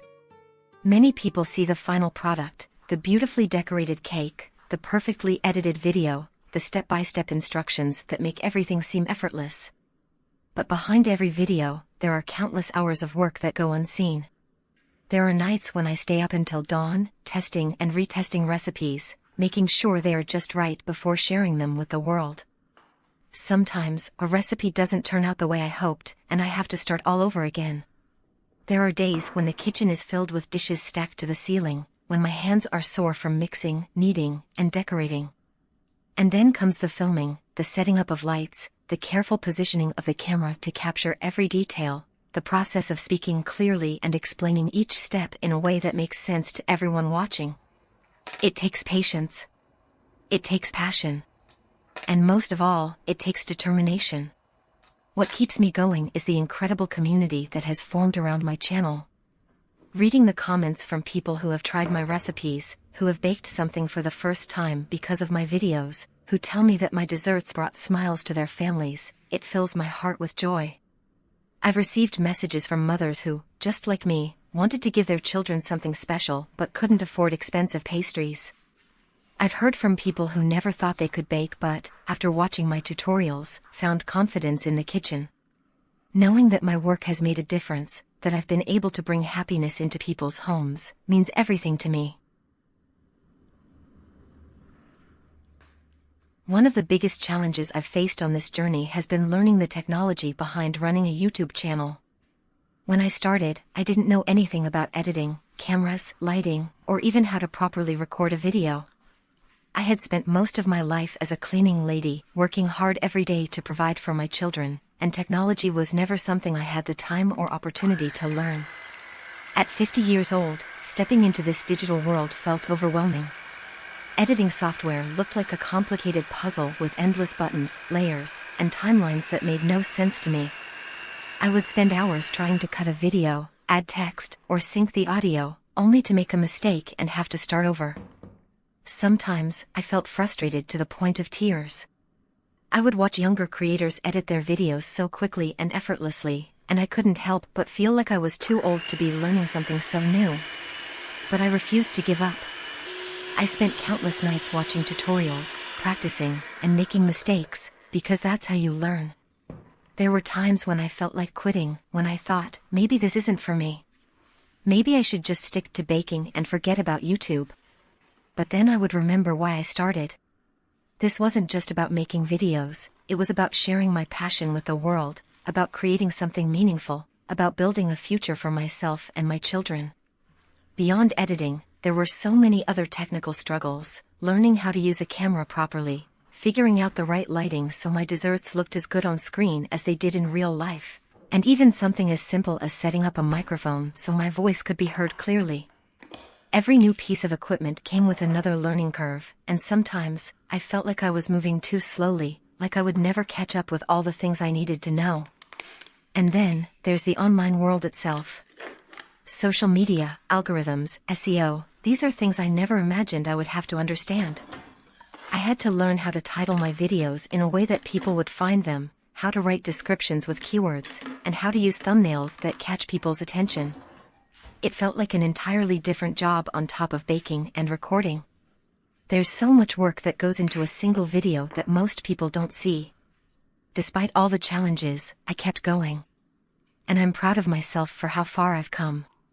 I may not be the fastest editor, and I still struggle with technology sometimes, but every video I put out is proof that it's never too late to learn something new. If I, a 50-year-old woman with no prior experience, can teach myself to film, edit, and share my passion with the world, then anyone can. So, to anyone out there who thinks they're too old to start something new, who feels intimidated by technology, or who believes they've missed their chance, don't let fear stop you. It's never too late to chase a dream, to learn, to grow. It's not easy, and there will be days when you feel like giving up, but the key is to keep pushing forward, step by step, one lesson at a time. Every challenge I've faced, every obstacle I've overcome, has been worth it because now, I get to do what I love, share it with the world, and hopefully inspire others to believe in themselves too. When I first started making recipe videos, I had no idea what I was doing. I didn't know anything about cameras, lighting, or editing. I just knew how to bake and wanted to share my passion. But little by little, I learned. And if I could do it, believe me, you can too. The most important thing I've realized over the years is that you don't need fancy equipment to start. If you have a phone with a decent camera, that's enough. The key is to make sure your videos are clear and easy to follow. A simple tripod can help keep your phone steady so the video doesn't shake. If you're holding the camera yourself, try to rest your elbows on the table to keep the shot as still as possible. Lighting is one of the biggest secrets to making your food look delicious. Natural light is the best, so if you can, film near a window during the day. But what if it's dark or cloudy? That's when a small ring light or a simple desk lamp can help. Just make sure the light is in front of you, not behind, so your face and the food are bright and clear. I remember the first time I filmed at night, and everything looked yellow and dull. It was a lesson learned. When filming, think about what you'd like to see if you were watching someone else cook. Close-up shots of mixing, pouring, and decorating are always nice because they make the viewer feel like they're right there with you. And at the end, make sure to show off your final dish.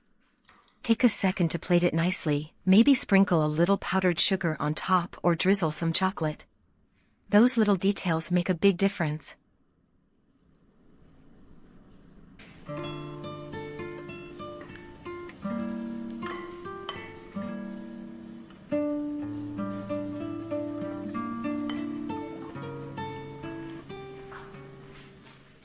Editing was the hardest part for me to learn. I had never used a computer for more than checking emails, and suddenly I had to figure out how to cut clips, add music, and make everything flow smoothly. It was frustrating at times. I can't tell you how many times I lost my work or pressed the wrong button. But I didn't give up. I watched tutorials, practiced, and little by little, it got easier. And if I, at 50 years old, could teach myself how to edit, I promise you, anyone can. One of the most beautiful parts of this journey has been the connection with people. Every time someone comments, thanking me for a recipe, telling me they made a cake for their family, or that I inspired them to start baking, it fills my heart with joy. It reminds me why I do this, even on days when I'm tired or when things don't go as planned. If you've ever thought about sharing your passion, whether it's baking, cooking, or any other skill, go for it. It doesn't have to be perfect. Just start. With every video, you'll learn, improve, and find your own style.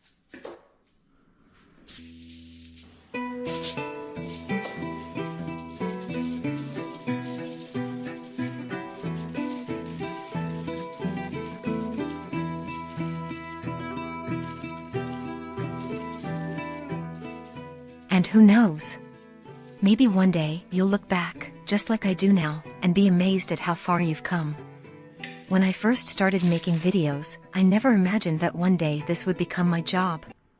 At the beginning, it was just something I did for fun, for passion, for the love of baking. But as time passed, I realized that YouTube isn't just about making videos, it's about consistency, dedication, and creativity. This is not just a hobby. If you want to grow, it becomes a full-time job. And like any job, the results you get depend on the time, effort, and energy you put into it. The truth is, success on YouTube doesn't happen overnight.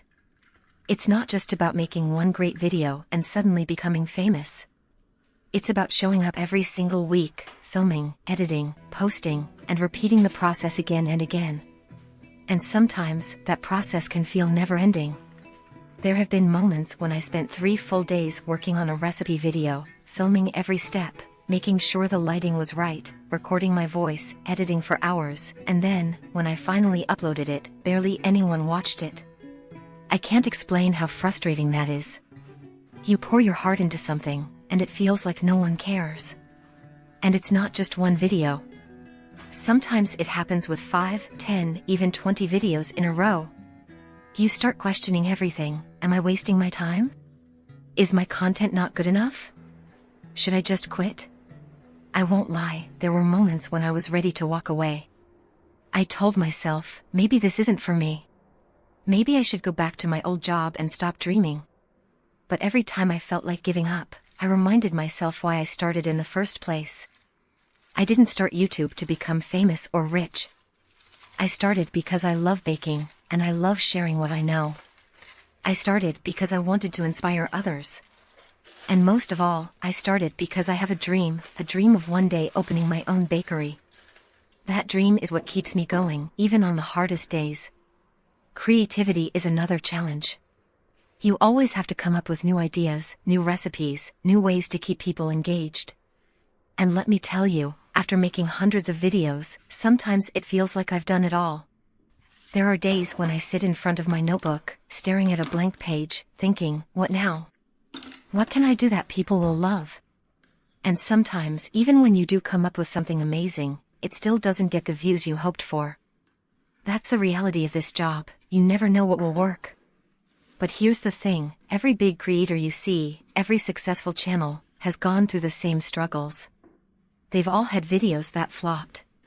They've all had moments of doubt. The difference between those who make it and those who don't is simple, they kept going. They didn't stop when things got hard. They didn't quit when no one was watching. They believed in themselves, in their passion, in their dreams. That's why, no matter how tough this journey gets, I refuse to give up. Every small step forward is a step closer to my dream.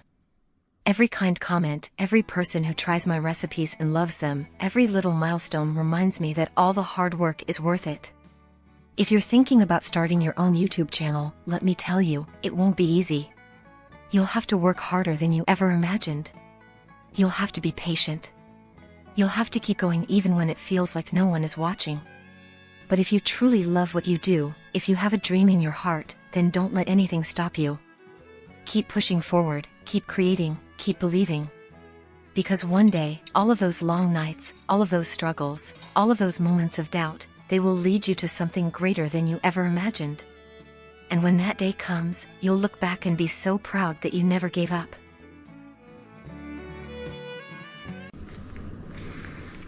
I'm so happy to hear that you're enjoying this behind-the-scenes content, where I'm sharing all the tips and tricks that go into creating a recipe channel. It means so much to me that you're finding value in these videos and the advice I'm giving. I know that starting a channel or growing it can feel overwhelming, but I'm here to help you with every step of the way. If this kind of content, showing the process and offering real-life insights, is something that interests you, please leave a comment below and let me know. Your feedback truly matters to me, and if you'd love to see more videos like this, I'd be more than happy to create them.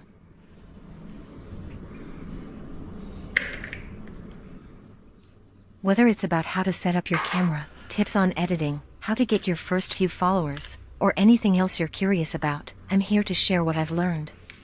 Creating a channel is a journey, and I want to support you in yours. So please don't hesitate to tell me what you'd like to see next in the comments, and I'll make sure to bring more videos packed with helpful advice. Your support and your engagement mean everything to me, and I truly appreciate each and every one of you. Let's keep learning and growing together.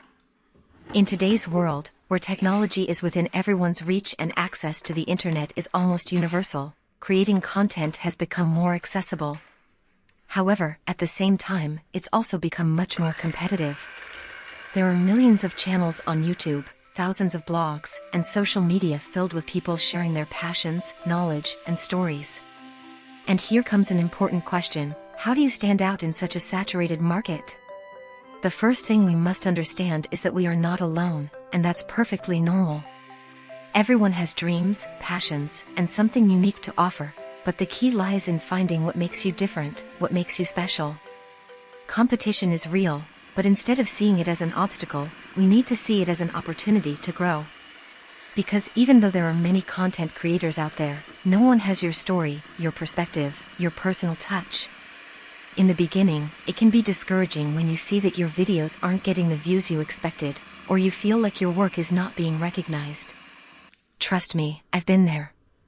There are moments when it feels like you're pouring your heart into creating content, but no one seems to notice.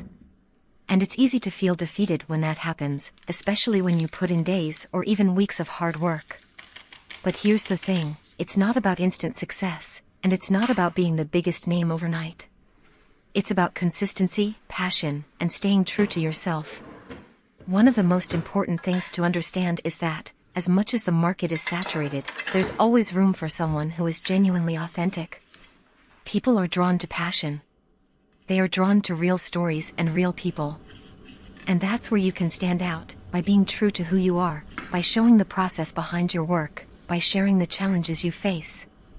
This is how you start building a community that believes in you and your journey. And let's be honest, standing out isn't just about being different, it's also about working harder than the competition. Creating a successful channel takes time, dedication, and a lot of trial and error. It's easy to feel like giving up when your videos don't perform well, but remember, every failure is an opportunity to learn, adjust, and improve. Success doesn't happen overnight, but with every video you create, you're getting one step closer. Now, don't get discouraged by the competition, use it as motivation. You have a voice, and there are people out there who are going to resonate with you. Whether it's your style, your passion, or the way you share your knowledge, there's an audience waiting to discover you. You just need to keep creating, keep improving, and keep putting yourself out there. I want you to remember this: the key to standing out in a crowded market is to believe in yourself, stay consistent, and never give up. Yes, it's challenging. Yes, there will be setbacks. But don't let that stop you. Every successful creator has faced obstacles and doubts along the way, but they kept going. You can do the same. So, if you're feeling lost or discouraged, remember why you started. Stay focused on your goals, keep pushing forward, and trust that with time, effort, and dedication, your unique voice will shine through. Keep sharing your passion, keep doing what you love, and believe that your audience is out there, just waiting to find you. The road to success is rarely easy, but every step you take brings you closer to the dream. Keep going, stay inspired, and never underestimate the power of staying true to yourself. Finding a balance between personal life and work is something that many of us struggle with, especially in a world that constantly demands more and more from us. The pressures of achieving success, meeting deadlines, and maintaining productivity can often feel overwhelming. Add to that personal commitments, family, relationships, and self-care, and it's no wonder that many people feel like they're constantly running on empty. But here's the truth, it is possible to find balance, and doing so is not just about managing your time, it's about managing your energy, your priorities, and most importantly, yourself. The first step in finding this balance is recognizing that it won't happen overnight. It's a journey, not a destination. We're all conditioned to believe that we need to be constantly working, constantly hustling, constantly doing. But, in reality, that mindset is not sustainable in the long run. Your body, your mind, and your soul need rest. You need time to recharge. You need space to live, to grow, and to enjoy life outside of work. One of the most difficult aspects of balancing life and work is understanding that you can't do everything at once. It's easy to fall into the trap of thinking that you have to juggle every responsibility, every task, and every role perfectly. But the truth is, perfection doesn't exist. The goal is not to be perfect, but to be present. When you're at work, be fully engaged. When you're with your family, give them your undivided attention. When you're taking time for yourself, let it be for you and you alone. Learning to set boundaries and give yourself permission to step away from work when you need to is a crucial part of finding balance. Another important aspect is prioritization. It's easy to feel overwhelmed by everything that's on your plate, but when you learn to prioritize the things that matter most, everything else falls into place. Ask yourself, what are my top 3 priorities today? What can wait? What needs my immediate attention? By focusing on what's important and letting go of what's not, you create space for the things that truly matter. And that's when the balance begins to take shape. But balance doesn't mean you have to sacrifice your dreams. In fact, it's the opposite. Finding a balance between work and life actually allows you to pursue your passions more effectively. When you're not overburdened with stress and exhaustion, you're more creative, more productive, and more focused. You have the energy to pursue your dreams, to take on new challenges, and to continue growing both personally and professionally. Sometimes, though, the hardest part is learning to say no. We live in a society that values productivity and achievement, and saying no can feel like we're falling short or letting people down. But the reality is, saying no is often the most important thing you can do for your well-being. Saying no allows you to protect your time, energy, and peace of mind. It allows you to say yes to the things that matter most and create space for the life you truly want to live. The balance between work and personal life is not just about managing your schedule, it's about managing your mindset. It's about understanding that your worth is not defined by how much you can accomplish. It's about knowing that taking care of yourself, both physically and emotionally, is just as important as meeting deadlines and achieving success. It's about giving yourself permission to rest, to enjoy, and to experience life without guilt. Remember, you are not a machine. You are a person with dreams, desires, and needs. Finding balance doesn't mean working harder or doing more. It means doing what truly matters and letting go of what doesn't. It's about taking care of yourself so that you can show up as the best version of yourself, at work, in your relationships, and in your life. So, if you're feeling overwhelmed, take a moment to breathe. Remember that it's okay to not have everything figured out. The key is to keep moving forward, step by step, and to give yourself grace along the way.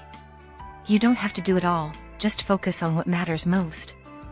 And as you continue on this journey, know that balance is not a destination, but a way of living. It's about living a life that honors both your work and your personal happiness. And when you find that balance, you'll be amazed at how much more fulfilled you feel. You've got this. Keep moving forward, one step at a time. You deserve to have a life that's balanced, meaningful, and full of joy. And the best part is that you don't have to do it alone. Take it one day at a time, and remember that every small step you take is progress.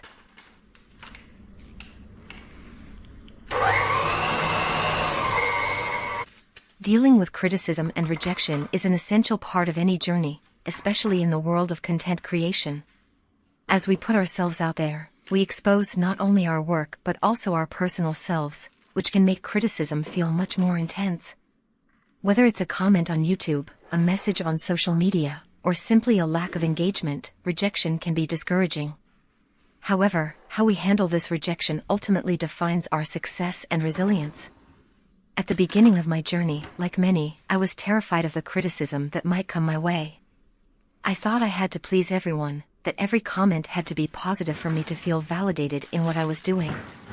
I spent countless hours making sure my content was perfect, but even then, I still encountered criticism. Some comments were constructive, some were harsh, and some were downright mean. But here's the thing, every piece of criticism, whether positive or negative, is an opportunity to learn and grow.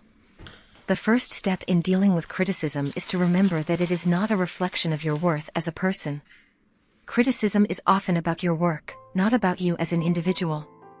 It's easy to take things personally, especially when you pour so much of yourself into your videos and recipes. But I've learned that separating yourself from your work is key. Just because someone doesn't like your recipe, your style, or your video, it doesn't mean you are any less valuable or talented. It just means that your content isn't resonating with that person at that moment. One thing that has helped me is to embrace the idea that rejection is a part of the process. It's not the end of the road, it's simply a stepping stone on the path to improvement. Early on, when I would receive negative comments, it stung. But over time, I've learned to approach criticism with an open mind. I ask myself, is there something in this comment that can help me become better? Is there something I can learn from this feedback, whether it's constructive or not?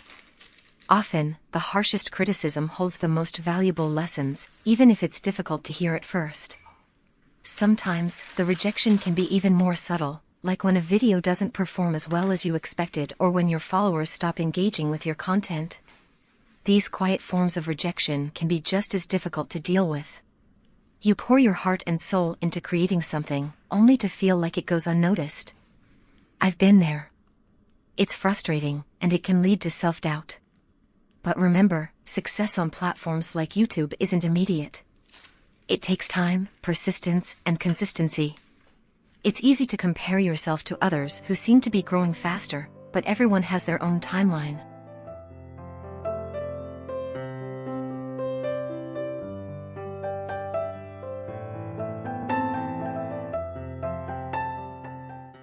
Success isn't just about numbers, it's about staying true to yourself and your passion, no matter how long it takes. One way I've learned to cope with rejection is by surrounding myself with a supportive community. It's easy to focus on the negative comments, but there are always positive ones too. It's important to pay attention to the people who genuinely appreciate your work, who leave kind comments and messages of encouragement. They are the ones who will help you stay motivated and keep going when things get tough. Your community, whether it's made up of family, friends, or loyal followers, can make all the difference. They remind you why you started in the first place. Another important lesson I've learned is that rejection doesn't always have to be about failure. It can be a sign that you're pushing the boundaries of what's comfortable. When you step out of your comfort zone and try new things, not everyone will agree with you, and that's okay. Sometimes, it's the boldest, most unconventional ideas that attract the most attention, and also the most criticism. But that's what makes you stand out. You can't please everyone, and that's actually a good thing. You don't want to be just another voice in the crowd, you want to be the one who dares to be different. As you grow in your journey, you'll begin to realize that rejection and criticism are inevitable. But they no longer have to sting as much. They become just part of the process of becoming better at what you do. And here's something important to remember, the more you grow, the more criticism you will face. That's a sign that you're being noticed. It means you're making an impact. So instead of avoiding rejection, embrace it as a sign that you're doing something right. Rejection doesn't mean you've failed, it means you're moving forward. Finally, take care of your mental health. It's easy to get caught up in the need for validation, but you need to keep your sense of self-worth separate from external opinions. Focus on why you started this journey in the first place, your passion, your love for what you do, and the connection you have with those who appreciate your work. There will always be critics, but there will also always be supporters. It's up to you to decide which voices you'll listen to. Choose to listen to the ones that lift you up, that encourage you to keep going. Because no amount of criticism should overshadow the love and passion you have for what you do. At the end of the day, it's not about avoiding rejection or criticism, it's about learning how to use it as fuel to keep going. It's about staying true to yourself, your mission, and your passion, even when the world might not immediately recognize it. So, to all the creators out there facing rejection and criticism, keep going. Don't let the negativity stop you. Let it drive you. Keep learning, keep growing, and keep doing what you love. Success isn't measured by the opinions of others, but by the satisfaction you feel knowing that you're giving it your all. And that's the most important thing.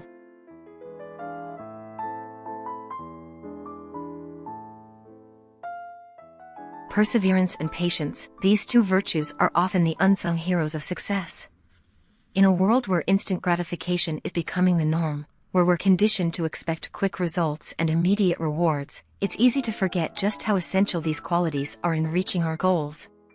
We see the highlights of others' success stories, the end results, but what we don't often see is the behind-the-scenes journey, the long road that led them to where they are today.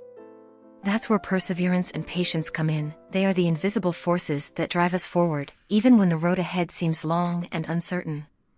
Perseverance is the ability to keep moving forward despite obstacles, setbacks, and failures. It's the strength to continue pushing ahead when things get tough, when you feel like giving up, and when the world around you seems to be working against you. Perseverance is not about never failing, it's about failing and getting up again, and again, and again. It's about understanding that failure is not the end, but merely a stepping stone on the path to success.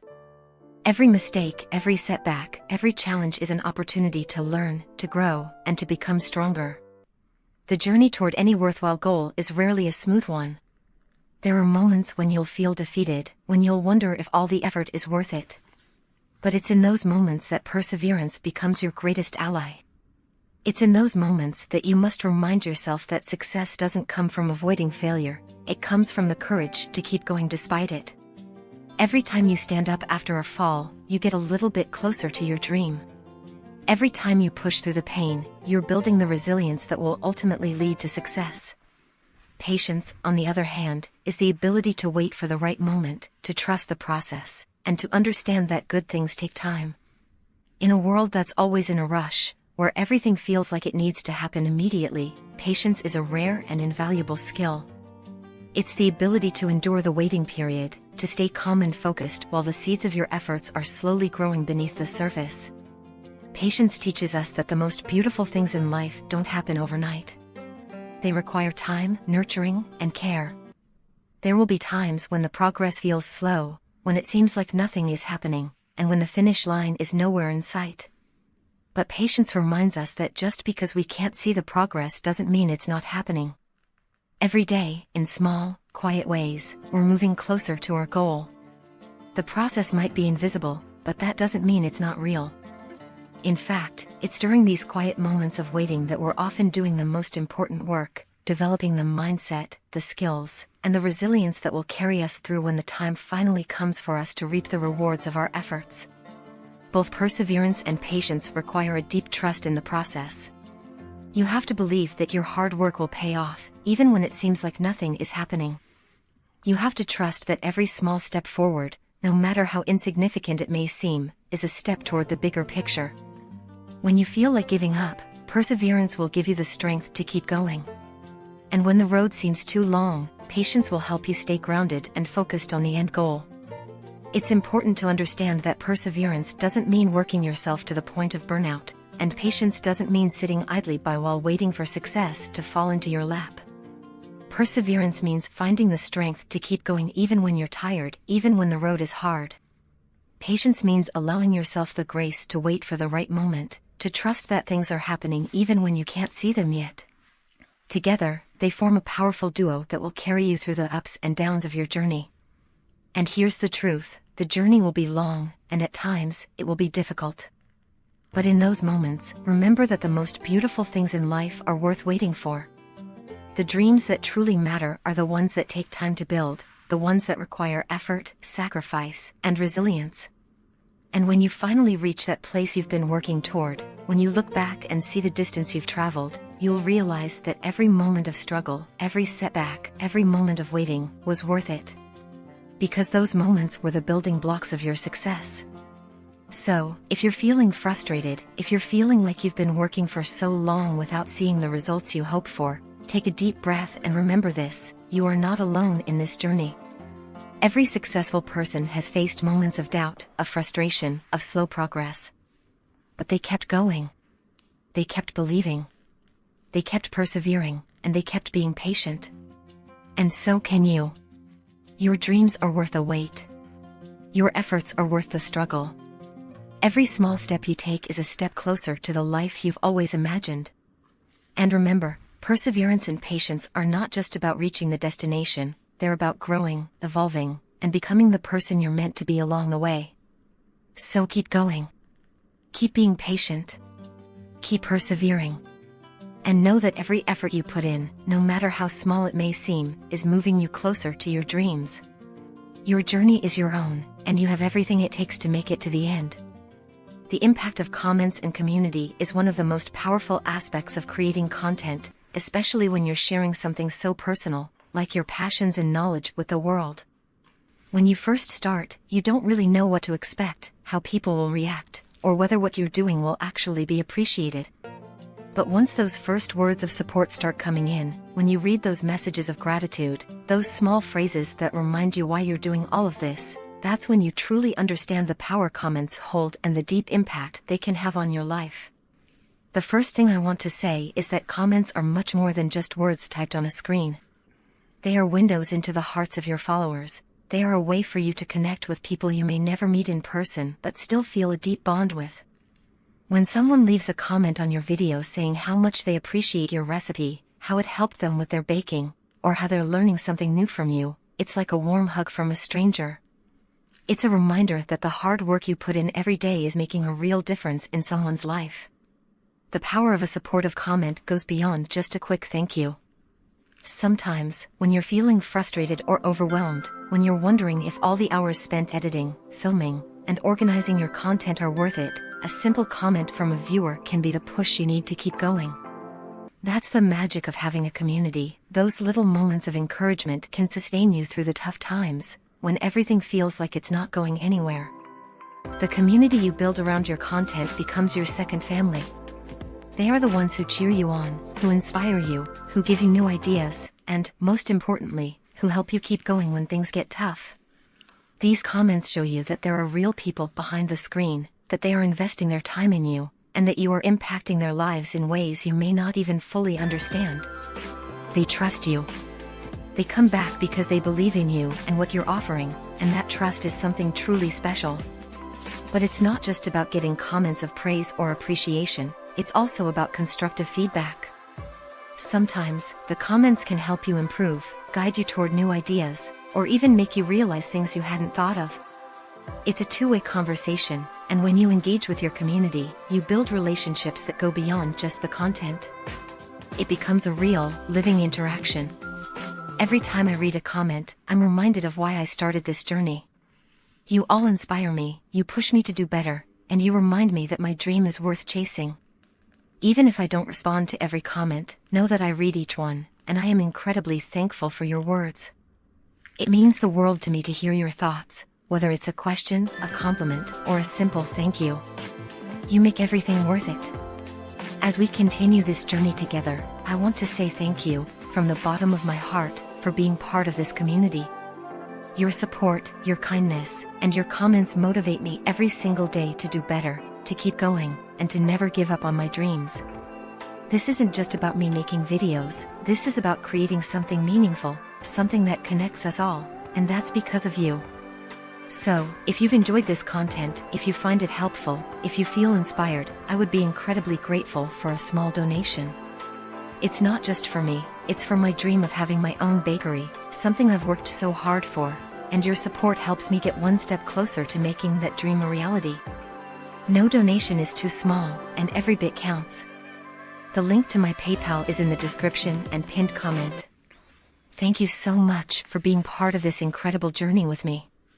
And if you want to see more content like this, more behind the scenes, more tips and advice, please let me know in the comments. Your feedback means everything to me, and I want to continue creating content that helps, inspires, and motivates you. Thank you again for being here, for your support, and for making this all possible.